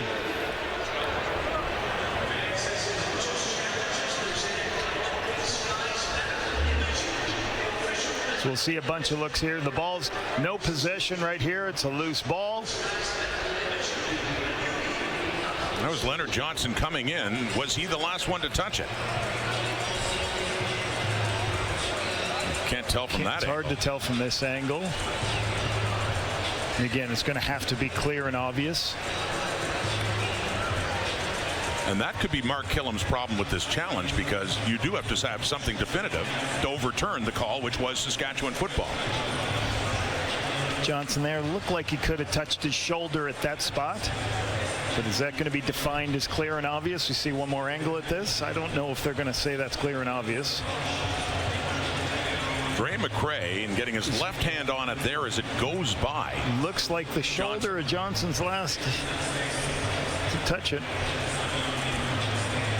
But I don't know if that's going to be enough for clear and obvious switches. You know, he touched it, and I guess the question, did it graze Johnson? But again, you need evidence of that happening. So the replay center giving it a look. Still Rider football, or will they overturn? Upon further review, the ruling on the field stands. Edmonton loses their challenge and the one-team timeout. It's first down for Saskatchewan. So the challenge fails. It's still Rider ball, but I guess if nothing else, the Elks can take solace that they've got Saskatchewan deep in their own zone to start this drive after 9. 1st and 10. A.J. Allen left side cuts it back up, puts his head down. Joel DeBlanco, one of the Elks, to meet him there as he gets it up close to the Rider 15. Fucking scared of you, bro. I'm scared to get your eyes on. DeBlanco, really good tackle on this. Once again, Riders starting to establish the run. Elks are saying no. We'll give you a couple-yard game. We'll give you 4 or 5 yards. We're not giving you any explosive runs. We're going to keep making you execute on 2nd and medium. In his 2nd year out of Cincinnati, as mentioned, he was taken 1st overall in the 2024 CFL draft. In on that Elks defense. 2nd and 4. Big 2nd down. Deeper. Long gets caught. Emelis again. Up at the Rider 50. That gets him out of a hole. The guy with the 1 touchdown in this game has another big catch to get Saskatchewan up closer to midfield. You want to force a switch and run away from man coverage. This is what's going to happen. You're going to have 2 little hitches, and you're going to have man coverage. And what do I mean by force a switch? The inside players covering an outside breaking route. You can see it right there. Perfect perfect location on the perimeter. Big throw on the corner route, something Trevor Harris has done his whole career, throw these corner routes. First down, throwing again. Short one underneath, checks it down to Albert Awashi, the fullback who gets it up near midfield. A rare touch for the product of the University of Toronto for Saskatchewan. So he's got inside position on an outside breaking route. You're not going to be able to make that play. Recognizing they've got man coverage. They're really working on Jalen Garnes. This is the second time they've run this concept against Jalen Garnes. Mark Mueller, really good execution. Great read by Trevor. And what I love about Trevor, the very next play after the explosive play, what's he do? He checks it down to the fullback to get them in second and short. And a pickup of 6 for Albert Awache. Second down, 4 to go.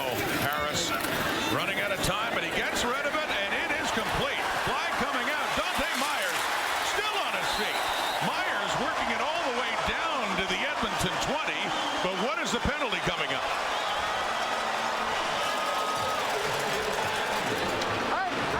Against Edmonton. Major foul, roughing the passer. Edmonton number 45.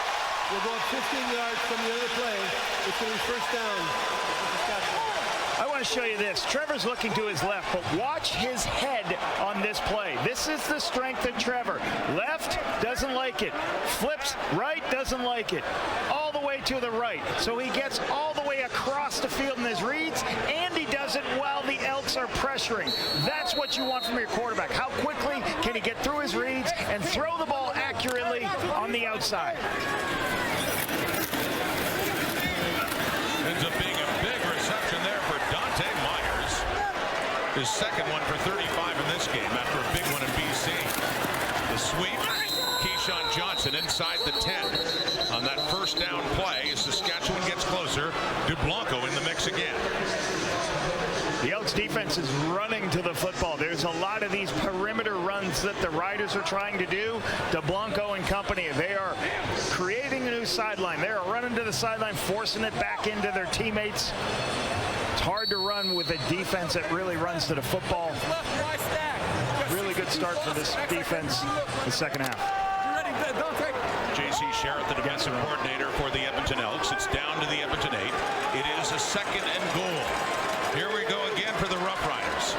Trying to find the end zone again. Trevor Harris takes a long touchdown.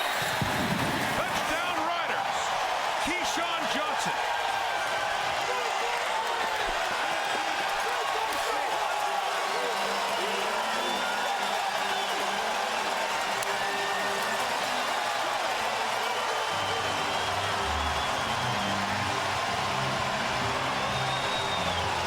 Pressure and blitz.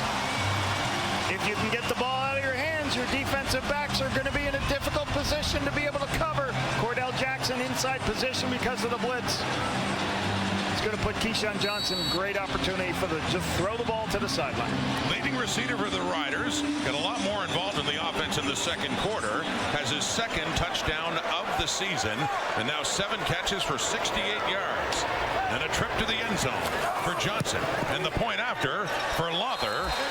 And what was once a very close margin with the Elks leading, sees the Riders opening it up again. Another TD there. This time, Keyshawn Johnson gets it on Christmas in July in Saskatchewan. 18-4, the Riders.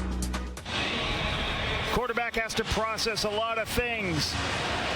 Versus blitz, 7 people standing at the line of scrimmage means there's nobody in the middle of the field. That's going to force that defender to play inside leverage. All the quarterback has to do is, does that corner run down? Yep. Then I'm going to throw the ball out to the sideline, and I know Cordell Jackson can't make the play because he's inside position, protecting the inside versus blitz. Trevor Harris on point tonight, seeing the pictures. 6 plays, 101 yards, in about 3.5 minutes. And the Saskatchewan Roughriders are taking charge, up by 14. A little reverse there in the toss from Markel Smith to Javon Leake, but it is red, and Malik Straker, good special teams tackle to take that in. Harris, to Keyshawn Johnson. Riders looking to improve to 6-1. Pounds tons of food to families in need. Go to purelatortacklehunger.ca to make a donation, as many have so far this season. Got 3 more dates to tell you about in Winnipeg, August 1st. That's coming up. 3 weeks later in Calgary, and then in Hamilton, Labor Day Monday, September the 1st. Crowd's getting loud again here at Mosaic. The Elks with the football and nowhere to go with it is Justin Rankin. Second straight game where they just have not been able to get him going after he went a few weeks before, 3 weeks ago, went over 100. But good rush defense there by Shane Ray and the Riders. Riders are doing their best to create second and long situations. They blitzed on that last play. They had a run blitz on, 2 extra defenders at the point of attack.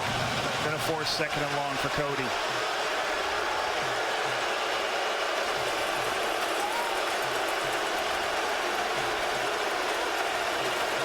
Here's Fajardo on that second and long. Open receiver 2 right at the sideline, and a first down. Curly Gittins Jr. has it. Cody recognizes the one-on-one on the outside to Curly Gittins Jr. You give him a waggle so he can go. Too much depth on the outside in some of these zone coverages. DeMarcus Fields is going to be a high player. He's going to be the high zone player. They don't want to give up a seam pass. You just got to make sure you can locate that ball on the sideline. Good vision by Cody. The Mosaic faithful used to cheer for Cody Fajardo. Trying to make it hard for him now. First and 10 from the Edmonton 36. Dumping it off. Justin Rankin, another good open field tackle by a Saskatchewan Roughrider defender to take him down. And it's second and long again. It is Marcus Sales in on the tackle. Sales the low player in the zone. When you're in a lot of zones, you can see what's happening as Cody tries to get this check down, likes to throw these check down. Marcus Sales already seen it, saw it developing, comes up, makes the stop. And frustrations mount. Yeah, the loss of 4. Sales coming in, forcing that loss on that pass to Rankin. Second and 14. 4 coming, getting him again. It's Carney again. Another sack from Malik Carney, his second of this game. And Edmonton's going backwards. The Elks are going to have to punt. Brett Boyko struggling on the outside against Malik Carney and against the speed rush on the outside. The rushers are going to go. They're going to go with speed because they know Cody's got to have a deeper drop to complete these deeper passes. Plays right into Malik Carney's hands. He can't climb the pocket. Carney gets not only the pressure and the sack. Leads the way for the Saskatchewan Roughriders. Malik Carney, 2 sacks on the night, 4 on the season in his second year with the Riders. Off the punt by Cody Grace. Graham McCray, ball comes out, but there will be a flag for no yards. Edmonton football, I would assume a no yards. That is Edmonton ball, but let's sort out the flag first. This could be going right back to Saskatchewan. It looked like Leonard Johnson that... We have no yards. Edmonton, number 32, the 15-yard penalty. It's going to be first down for Saskatchewan. TV timeout. Turning into that kind of night for Mark Killam, where McCray had difficulty handling the ball, but no yards called. After this, more pressure by that Rider D.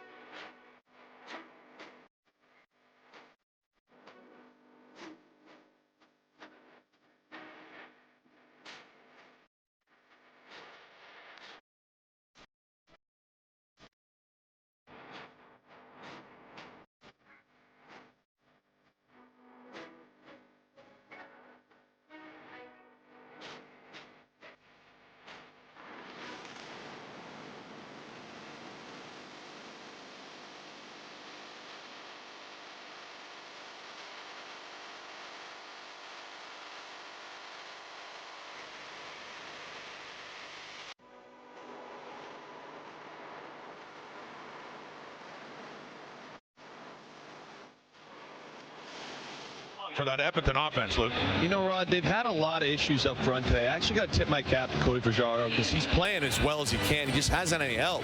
They're averaging 2 yards per carry, and they can't really protect the guy. And you go back to the red zone. It's been tough to get down here, and you look, you get bullied right into his lap. There's not much you can do here if your first read's not open. Very next play, again, you get bullied, you can't step up. Look at the back of the end zone. We got a man, but we got people in our face who can't step up. Now we go to this quarter. Okay, look at this front side here.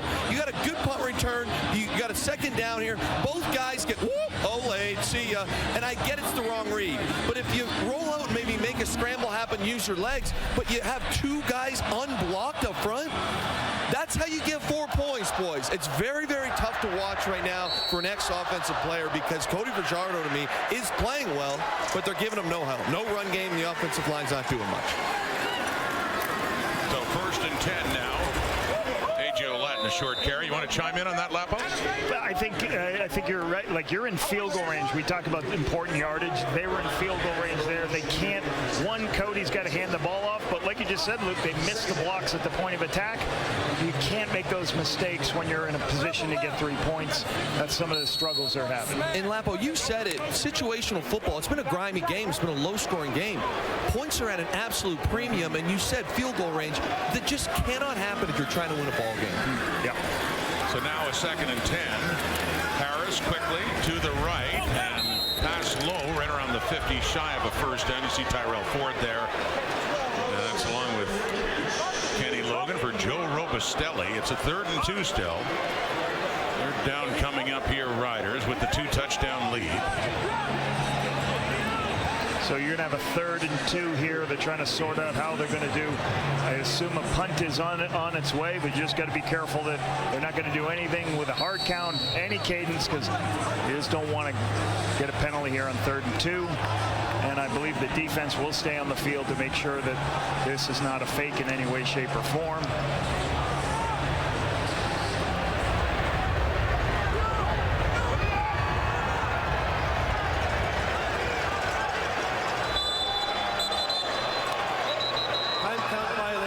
Saskatchewan, number 70. It's a 5-yard penalty. We'll replay 3rd down. So a penalty there, the time count of the Rider punter, Joe Couch.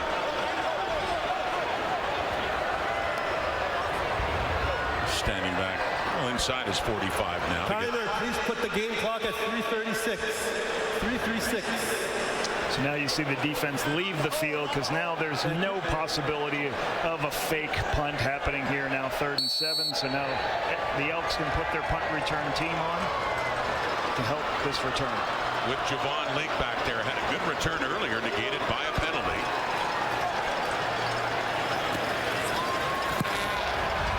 Couch to the right. Leake at the 13. 20. And he gets it up to the Edmonton 25. I'm rolling. It's on you. It's Friday! Woo. Roland Milligan, Defensive Player of the Year, and he deserves his own island. That's a pretty good guy. At least see the house he built on that island. Look at this. I'm having a 60s sitcom flashback now. Gilligan's Island, right? Yeah, Milligan's Island, though, and look at what he has done. And there's the special guest. Should we call him the skipper? Gainer showed up. The skipper, Gainer the Gopher. Milligan's Island. Oh, it takes me back. You can still hear the theme music, too. There's pressure. Haba Baldonado is in at the end. And coming in to help out is C.J. Rivas. Luke talked about that pressure. This onslaught continues for Saskatchewan's defense. Play action pass, trying to get an explosive pass, but you have to handle all the extra players. C.J. Rivas is going to be a pressure player from this side. They don't have enough players here to make this. Okay, the tailback's trying to get back. It's just going to be too difficult to make that protection with this play action fake. It's going to force Cody to move all around. And again, you can't recover from these 2nd and 20 situations. And sack for Rivas. More heat coming. Fajardo gets rid of it. Open receiver is Dunbar. Across the 25. Gets it up to about the 28. They needed 15. They're not even close. to a first down, and the punting unit will come on again. So that's their issues productivity-wise on first down. If you cannot get any yardage, if you just got to don't even lose yardage, because they're now sitting in a situation where it is so easy to just drop back in zone, force everything underneath. They've got to find a way to handle these run-down blitzes on first down that the Saskatchewan Roughriders are bringing. They got to have some routes attached so they can throw the ball on the perimeter and protect their runs. Cody Grace again.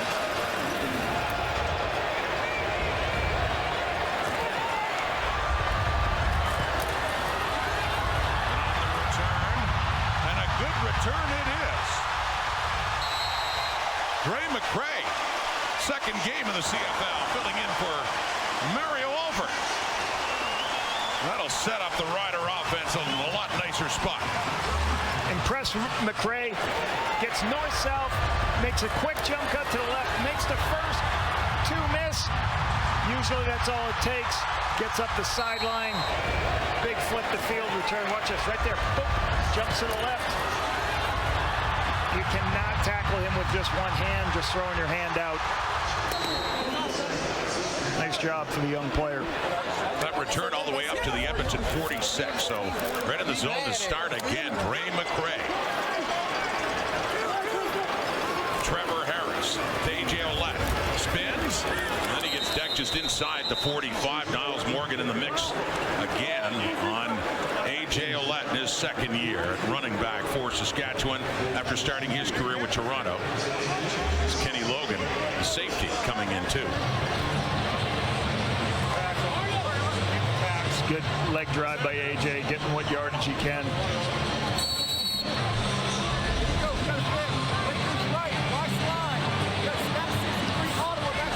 Defense has held up. 11 carries, 36 yards for A.J. Ouellette. Only a 3.3-yard average. They're holding up, forcing some second and longs. This is his 7th game of the season. He hasn't missed. Missed a good chunk over half of last year with injury. He takes a catch there, and again it's Morgan. And Logan in on the tackle on that second down play. And it is shy of a first down. We got a third down coming up here. And Brett Lothar is coming on, along with Couch, to attempt another field goal. Lothar is 1 for 2.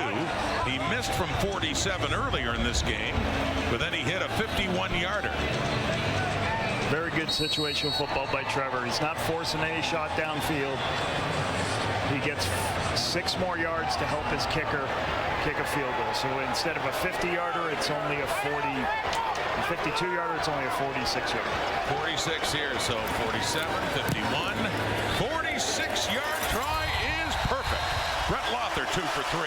3 more on the board for the Saskatchewan Roughriders, starting to run away now at the end of the third quarter. More points on. They were tied with Calgary at the top of the West, looking to move on top of the CFL by themselves. 1 quarter away. A bigger lead now. The numbers through 3 quarters. Yeah, it's a 17-point difference in the CFL that usually can be overcome, but not the way it looks tonight, given the Rider defense not giving Edmonton much hope offensively, Lapo. For the second week in a row, the Elks are struggling running the football, only 12 yards rushing, but they've been beaten up front, as Luke talked about it, at times in one-on-one situations, and the pressures on first down have really hurt them, put them in long yardage situations, and second and extra. It's very difficult to overcome that. They've got to handle some of this pressure from the Riders defense on first down, and then put themselves in way better positions to execute plays on second and short and second and medium, Rob. Yeah. 5 sacks so far for the Rider defense and countless hurries on Cody Fajardo. Just didn't have time to make a decision with the football. Jordan McSimic, offensive coordinator, had been with BC and made the move over this year on the Mark Killam staff. And what a task they have. 17 points. Feels like more. They are down now. Trying to get something generated. Fajardo had some time to get rid of it and completes it too. Right off of the sideline. Once again, he finds Curly Gittins Jr. and a first down for Edmonton. The exact same play that the Saskatchewan Trevor Harris scored a touchdown on. Speed out cut to the wide side of the field. It's a big throw to the wide side. You got to be able to be accurate. Cody goes great throw, great body awareness to make sure you stay in bounds by Curley. See him toe tapped right there to get in. Nice first down on first down. Up to the 53. Fourth quarter. Cody Fajardo quickly and in and out of the hands of Keon Julian Grant, who would have had another Edmonton first down. This is really good execution except for one guy. This was a run play. There was a pressure by Saskatchewan. Cody said, I'm going to throw the ball out here and I'm going to protect it. You just got to look the ball into your hands. You can't make these mistakes in the CFL. You can't make these mistakes and put yourself in 2nd and 10. Can't drop the football in the Canadian football. And that ends a streak of 7 straight completions for Cody Fajardo. Mark Killam's team down in the fourth quarter. 17 points. 2nd down now. Fajardo. Well, he had some time, but he's flushed out of the pocket. Throws on the move. Wide open. Cutting back is Julian Grant. How's that for making up for a drop? Very next play, Fajardo goes right back to him. He's open. He turns. And that end zone was open as well for the Elks to finally get their first major score here in the fourth quarter. Fajardo has been the king of spinning out of blocks. All the time you used to see him spin out when he was a quarterback in Saskatchewan, try to create things. When you have the ability to use your legs and when you can break contain, it's very difficult for a defense to make play, to be in a position to make the play. Can Julian Grant, great job staying inside, inbounds for the touchdown. Blanchard, the point after, mentioned Fajardo connected with Julian Grant in the Eastern Final against the Argos last November. They both moved to Edmonton, and Fajardo throws his first touchdown pass at Mosaic Stadium in nearly 3 years. And it does give the Elks some hope here in the fourth. He's patient, finds his way. Cody Fajardo, we've seen that guy spin out of things all the time. Sometimes he used to get sacked in Saskatchewan. This one works out for him. Finds the player when coverage breaks down. Julian Grant's in that spot. I always used to joke about Cody. There are times where he would spin right into a sack. You'd be like, what is he doing, right? Yeah. This one spins away from pressure, finds the throw on the outside. Off-schedule play for another explosive play. It's his 3rd explosive pass play this game. So the ball's heading back to the Riders, and Trevor Harris off this kickoff by Blanchard. Still a 10-point Rider lead, but Edmonton finds the end zone, and there's Dante Myers on the return. To have another look, as mentioned, they connected before in their Montreal days together. Cody Fajardo to Keon Julian Grant, one play after he had dropped what would have been a first. Right there, and I want you to watch DeMarcus Fields, because I think he loses sight of Keon Julian Grant, and as Cody spins out of there, there's nobody on that side of the field. So, because Cody's looking to his right, now when he spins out of it, Fields knows he's out of position. Now he's sprinting to go make the play, and you're never going to, he's got to break down to at least, the best thing he could have done is at least just bring Julian Grant down. Fajardo makes him pay. Another touchdown for Keon Julian Grant. This one with Edmonton. I was going to say, so that's from Cody Fajardo. Did you know, Lapo, Julian Grant's first touchdown in his CFL career was thrown by Trevor Harris in the Montreal days? Perfect example of in pro football, you don't worry about the previous play. They just came off a really bad drop. What do? The next play, flush the previous play, go on to the next play. Just keep playing football. There's a lot of time left. 10 points easy to make up in this quarter.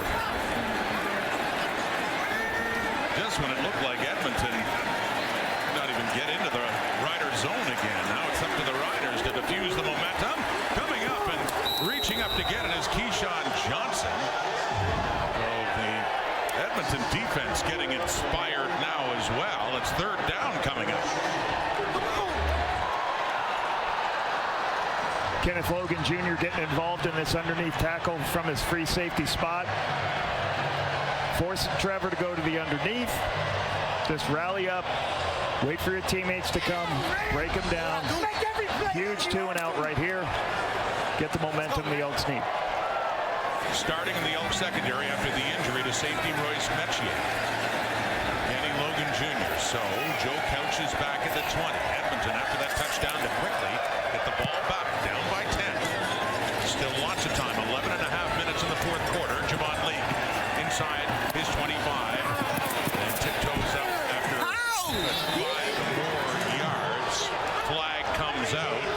Looks like against Edmonton, so that much more for Fajardo and the Elks offense to have to overcome.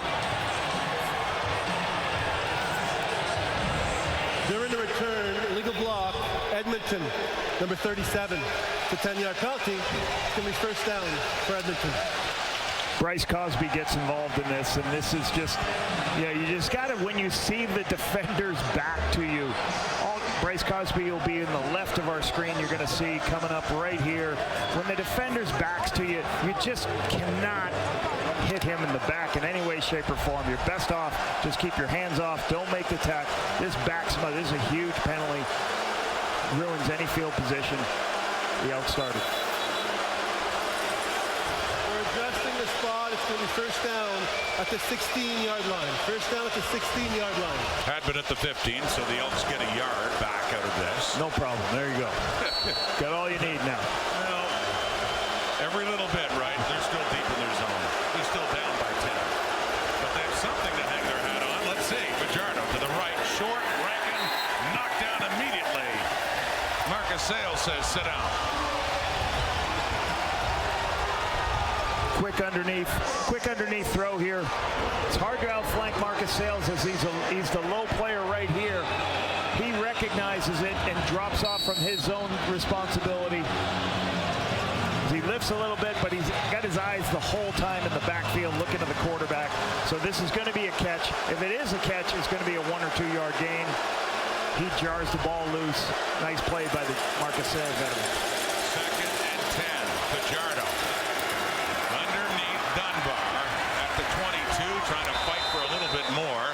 Had to get across the 25 to get a first down, so a 2 and out for the Elks offense in the possession that came after the big touchdown, and they will have to kick it away deep in their zone. No forced, balls underneath.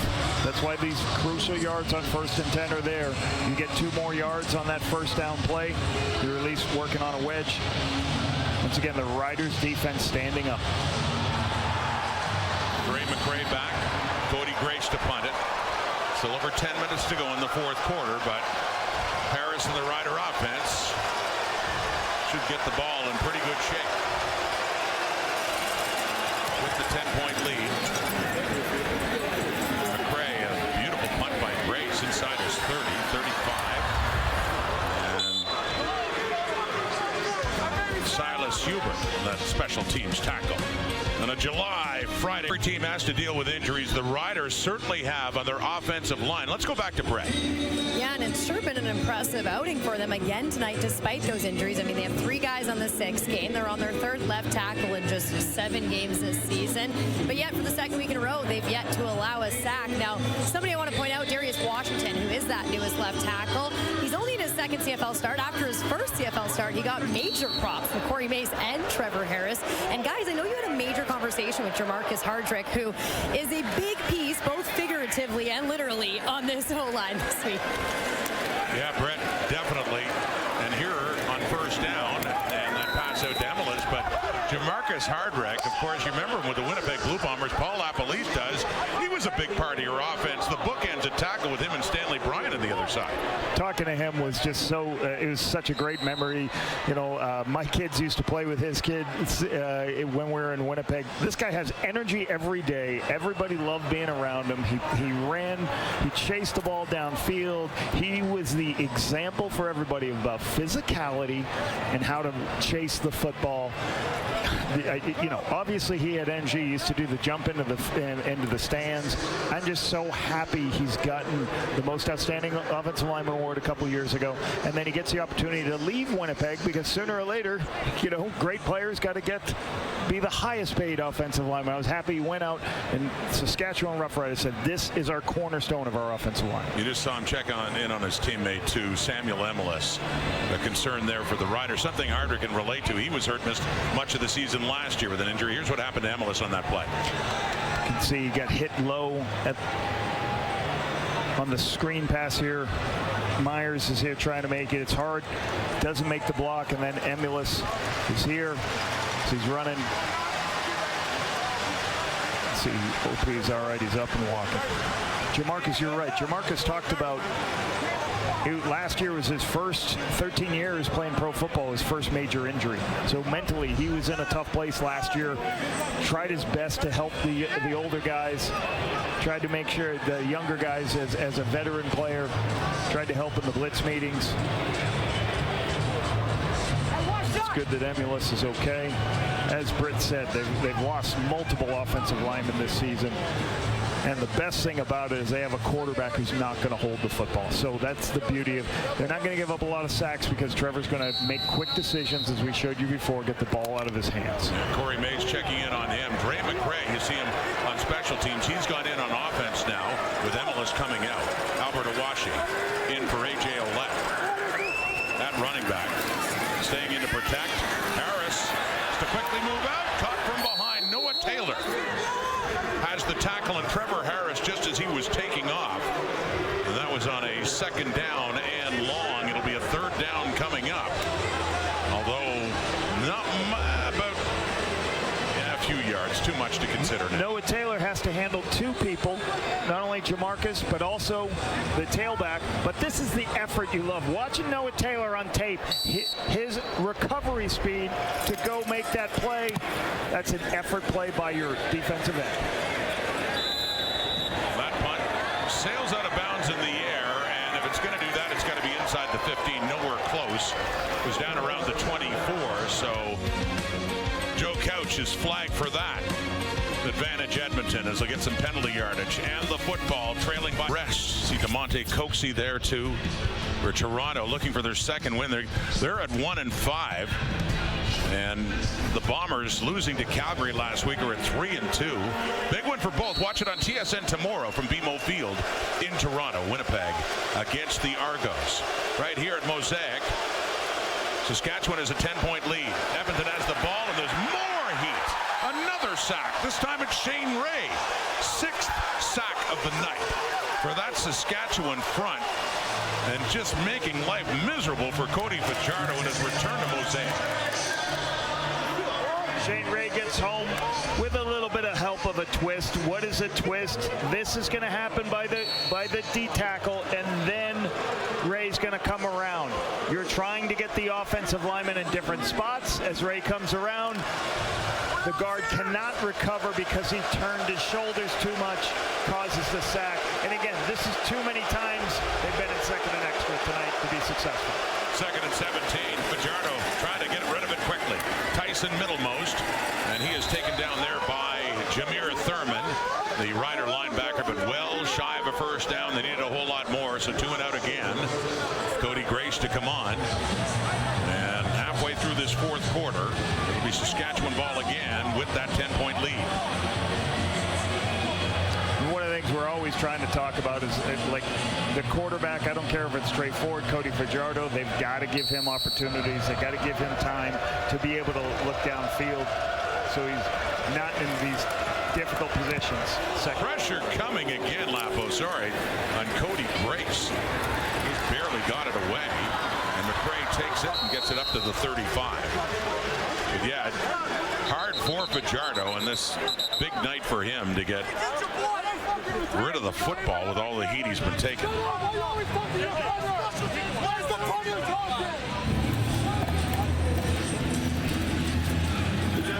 So now they're going to take a look as they keep going. It's first down success. Down 10, they got to find a way. They got 7 minutes left, so they can just get one drive. They don't need too many points. They do not get in a position where you're going to throw it every first down, where the defensive line is going to tee off, do all their they're going to do all their pass rush moves and everything. You got to still keep it balanced with this amount of time, but you got to get a stop here. But on the defense, got to step up and get a stop to give yourself time. Need the big defensive play. The Edmonton Elks. 10-point hole. Ryder ball. He's dumping it over to Ouellette, and tackled again by Niles Morgan with Dublanco there. 5 yards more, though, on that reception by Ouellette. 2nd and 5 coming up. There is a huge difference of living in the world of 2nd and 10 to what just happened there. Trevor looks to the field, doesn't like what he sees, flips it to his check down to make this 2nd and medium. The conversion percentage goes up dramatically from 2nd and 10 to 2nd and 5. From the Rider 40. Blitz coming, gets rid of it, and looking for that pick was Cordell Jackson in coverage there on Keyshawn Johnson, and can't get the pick. And there has been no interception, Lapo, this year by anyone in the Edmonton secondary. Pretty telling. The only pick was by Jake Ceresna a couple of weeks ago. Defensive back Jake Ceresna, yeah, the only interception. So part of the process for this football team is they got a lot of better players on the defensive front. That was one of the things that Herbie wanted to go out and do. They've got to get some guys who can intercept the ball and take the football away. We thought Tyrell Ford, multiple interceptions last year. Hopefully they get better productivity in the back end to take the football away. Flag coming out again with Joe Couch standing back.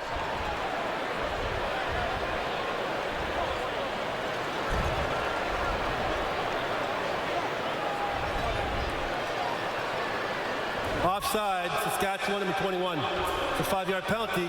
It's still 3rd down. As announced by the referee, Ben Major. Corey Mace's team, 5:47 away if they can hang on. Improving their start to 6-1. They started 5-1 last year and then lost a few after that, but this would put them alone on top. Stampeders at 5-2. Pressure coming again. They tried to get to Couch. He gets rid of it. Down to the 30. Leak. His head down. It's up across the 35. We saw the pressure by the Riders up front. And how about number 11, Malik Carney? Part of the nightmare for Cody Fajardo, Lapo. Couple of tackles, couple of pressures, 2 sacks tonight. All right, already led the CFL in pressures to start this week. You love it. High energy, high motor guys. Long. Remember him back in his days of Hamilton back in the day. Great free agent signing. Yeah, we're right up there with Matthew Betts and Andrew Chatfield and Clarence Hicks of the Stampeders, not far behind. But Malik Carney, who started his career with the Hamilton Tiger Cats, this is 2nd year coming over with the Saskatchewan Roughriders and having himself a night, as are his teammates on that defense, with the exception of one big play to Keon Julian Grant for that long touchdown earlier this quarter. And that's what they're asking. You know, Corey Mace is asking this defense, the front 4, I need you to beat the offensive linemen because I'm going to drop 8 people in coverage. So you guys got to get home, the front 4. That's what they try to do. They got beat earlier in the game with no safety in the middle of the field. Now they're playing with a safety and rushing 4 people. First down. Rankin, they just can't get him going. They can't run the football, not on this night, not in their last game either, and he is pushed back. It's Caleb Sanders coming in, Haba Baldonado is in there. Lots of big name plays for the Saskatchewan Roughriders defense. Penetration on the tight zone play. Baldonado you see in there. Okay. Forces them to again to a 2nd and long situation.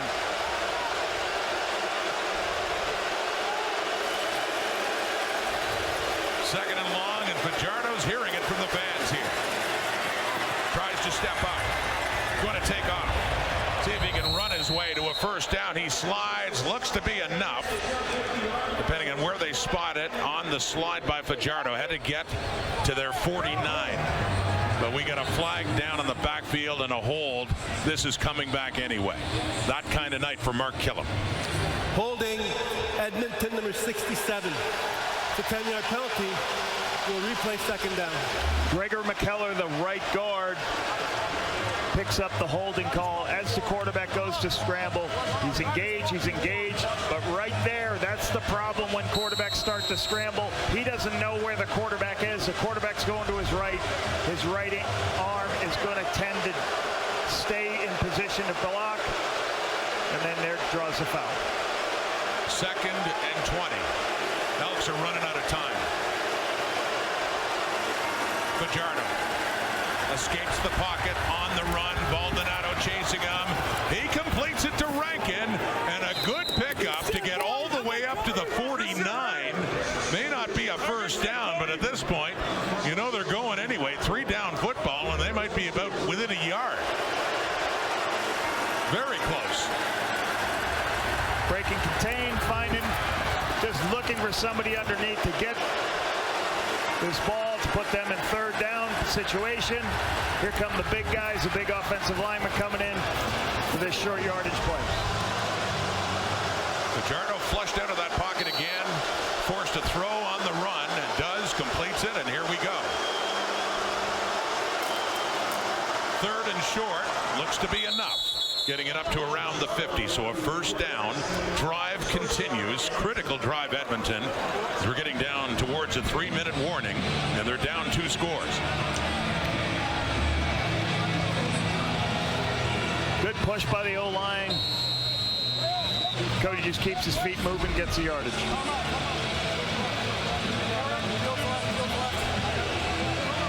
Edmonton Elks trying to get back at this game against a Rider team, trying to be the kings of the West. Down in the Paris of the prairie, we kings of all treasures buried. Back with Luke Wilson on the sideline. Luke, Edmonton trying to move the ball against a defensive front that's owned them tonight. Yeah, Rod, and you look at, I got to tip my cap to Cody Fajardo because he's thrown pretty well. I mean, he's got 285, he's got a touchdown. The touchdown he did throw was an off-script play. He can make plays with his feet. And what's tough for me is that they've been beat up so badly up front that he can't even scramble to make those plays. Try and look at all these plays and how quickly they have guys in their faces. Isn't, oh, I'm sitting here and I'm reading things, I'm waiting down the field. The timing of all this, bam, we're just running for our life. And that's why I say the fact that he's got a touchdown in 285, I think he's 22 for 29, is unbelievable because as a quarterback, it is not easy to sit here and complete passes when you've got people coming down in your face all the time. And Luke, he just completes another one underneath the Rankin, who was able to make something of that and get another first down. So whatever it takes at this point against a very difficult Saskatchewan defense, down by 10, but on the move. And they have ventured into the territory. Long, Rod, when you're in those 2nd and extra, 2nd and long, that's when it's going to be difficult. You have to call some of the deeper patterns in your system, and the defense is getting teed off. So the first down success is where it's got to be. They got to get the ball in their hands just like they did last play. Getting a rhythm on first down. Get it to the Rider 46. So here we go. Fajardo trying to buy himself some time. More pressure coming. Gets rid of it. Open receivers, Arkel Smith. He is tackled there by Nelson Lacombo, but gets it down close to the Rider 25. So here comes Edmonton. Number 3 receiver is going to bend to the middle of the field. You'll see him bend in, and the safety's going to disappear out of that space. But he recognizes it and throws it before Lacombo can make that area. Nice read versus the zone blitz by Cody. Getting the ball on the inside. Elks in tempo. Swinging it off to Rankin. On the move after the catch, puts his head down, gets enough yardage for another first down. This helps not only your offense, but keep getting first downs. Now that defensive line, now you're getting them on their heels. You can see a little bit of a chip block right there, trying to help out the offensive lineman. Puts a chip block. You take one of your receivers, come in, and you hit the defensive end before you go out in your route. But Cody checking these balls down. You're still getting 10 yards a clip on these. Good quick throws. First and 10 at the Rider 13. Elks down by 10. Pressure coming. End zone look. Bobbled but caught by Stephen Dunbar and an Edmonton touchdown. The Elks trying to silence this crowd at Mosaic. Down 17 to start the fourth quarter, but a couple of touchdown passes later, and don't look now. A point after try from making it a 3-point game. Blitz coming, trying to slow down Cody. Max protect.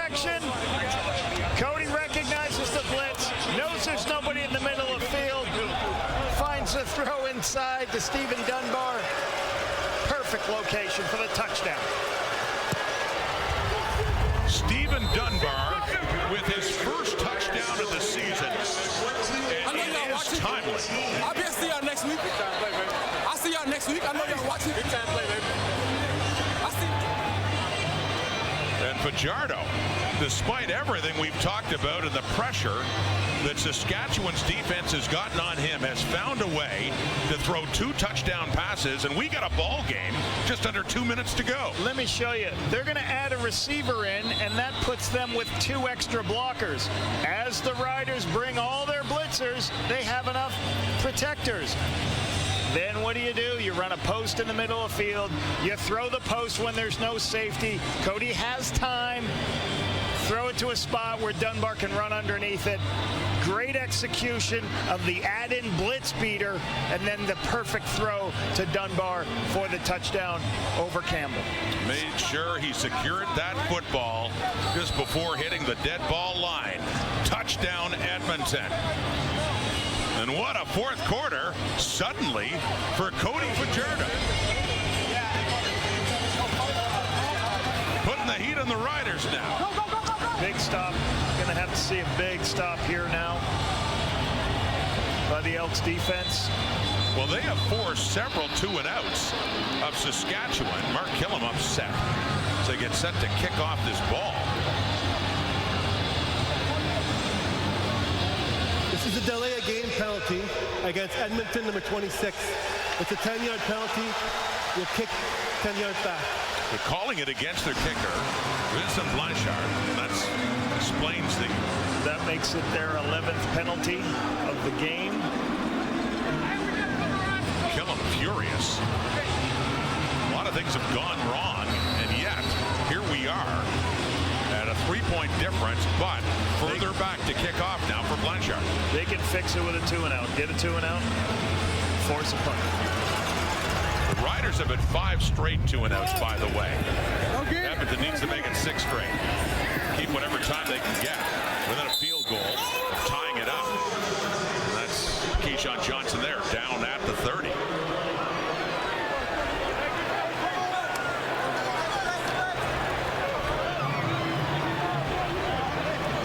Got to win first down here. They got to get Trevor in some type of long yardage situation on this first and 10 situation. As you see, 2 TDs, 0 interceptions for Trevor. Very seldomly will Trevor be forced into making a bad decision. That's why it's so hard defensively facing him. You're not going to get a lot of takeaway opportunities. The Riders did get 10 points in the third quarter, none since. But really, the offense has stalled once they got that 17-point lead. A.J. Elect pops up and gets it up to around the 35. A good pickup on first down. Second and about 5 to go. Really good 5-yard gain into the blitz. Timeout, Edmonton. This is your last timeout. You can see how low the safety is. Kenneth Logan down there trying to be in a position to make the stop. They're not going to play the pass here, so they're going to get their free safety down there. You got DeBlanco close there. AJ does a good job making this a second and medium.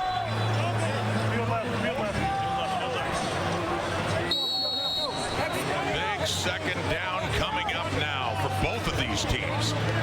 The Riders can't get a first. They have to punt it away. Edmonton would have plenty of time to see if they could work it down and get in the very least field goal range. They can get that first down, though. Really starts working against the Elks. The pass, the catch, the first down, Keyshawn Johnson. And a touchdown earlier. There's a big catch there as the sticks will move.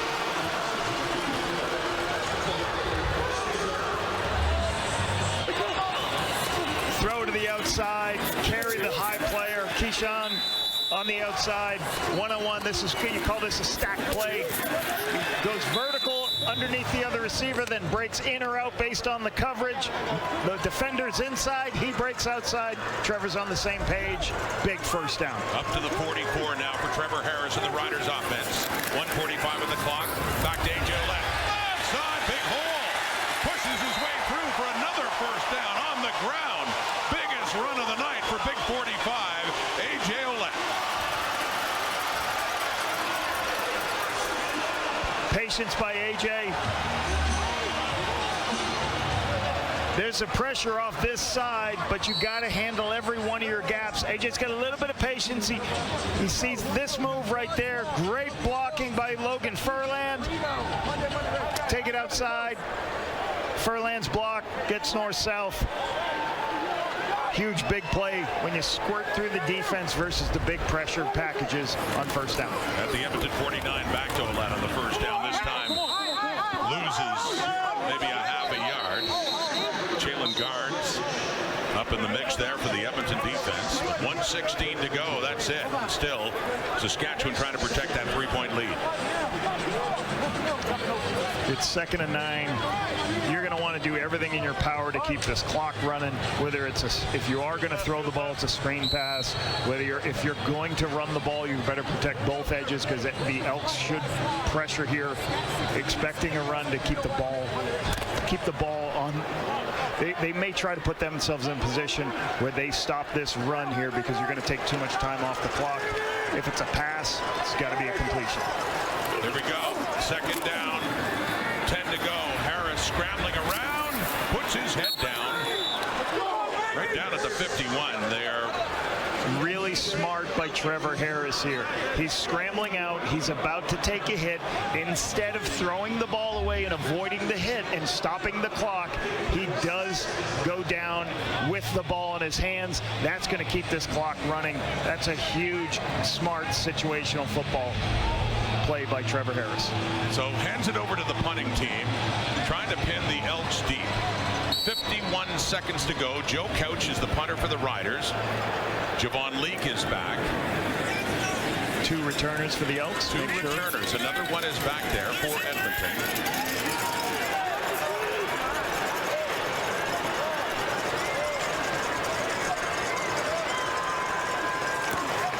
So here's Couch, sending it the way of Javon Leake. And he cannot stay in bounds, catching that ball. A beautiful punt by Couch. And that leaves the Edmonton Elks back at their 5, needing a field goal in 24 seconds to force overtime. A long way to go for Cody Fajardo now. He's got to get at least a 20-yard play up to the line of scrimmage, immediately call another tempo, no huddle, 20-yardage play. Try to get as many of these, get at least 3 of those to have any chance of kicking a long field goal. But say this for Fajardo and the Elks offense, beleaguered as it's been by that Rider D,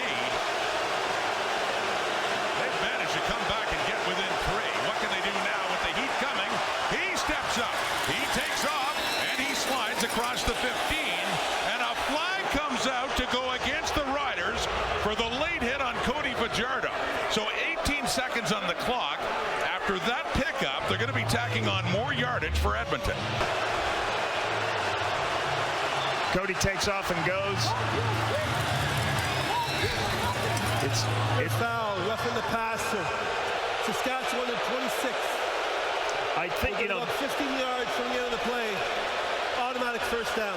It's a very, it's a late slide, but you still cannot hit the quarterback in the head. Whether it's a late slide or not, they're going to make that call because it's a blow to the head. I think if that was just a collision, not to the head, Rod, they're not going to put a flag down because that's such a late flag by Cody Fajardo there.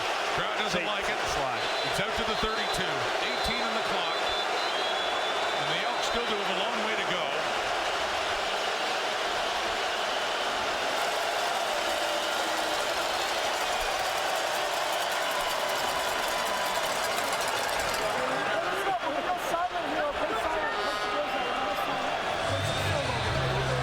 Challenge here to challenge this roughing the passer. Is this what Corey Mace out discussing with the officials and the referee Ben Major.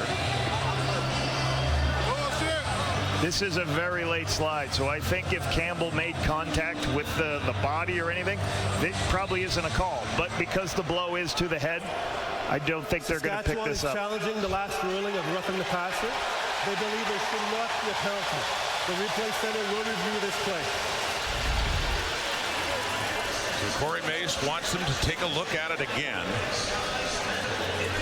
Key moment for obvious reasons, and time just about up. We just have another look here at Fajardo and Tavon Campbell coming in. Yeah, once again, Tavon Campbell, as he goes to drop, as Cody's dropping, it's going to be a blow to the head.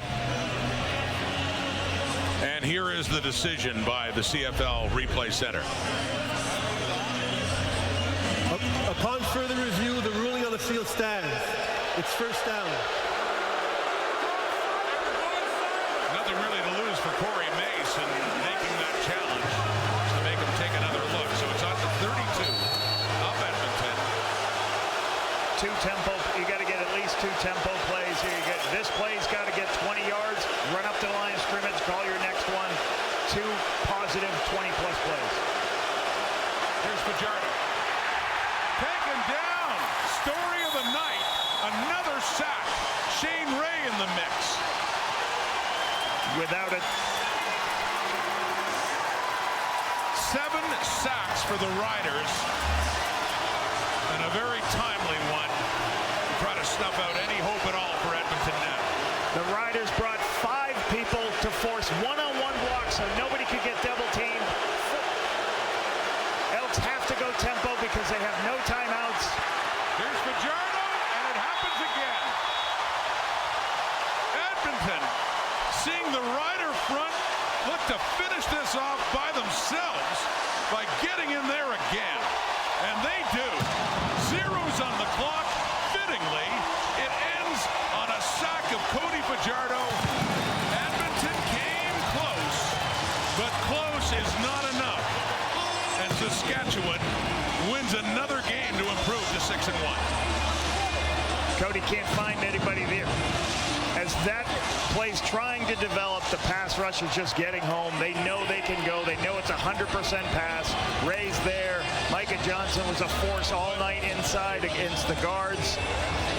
The Riders defense stepping up, 2 consecutive sacks to end the football game.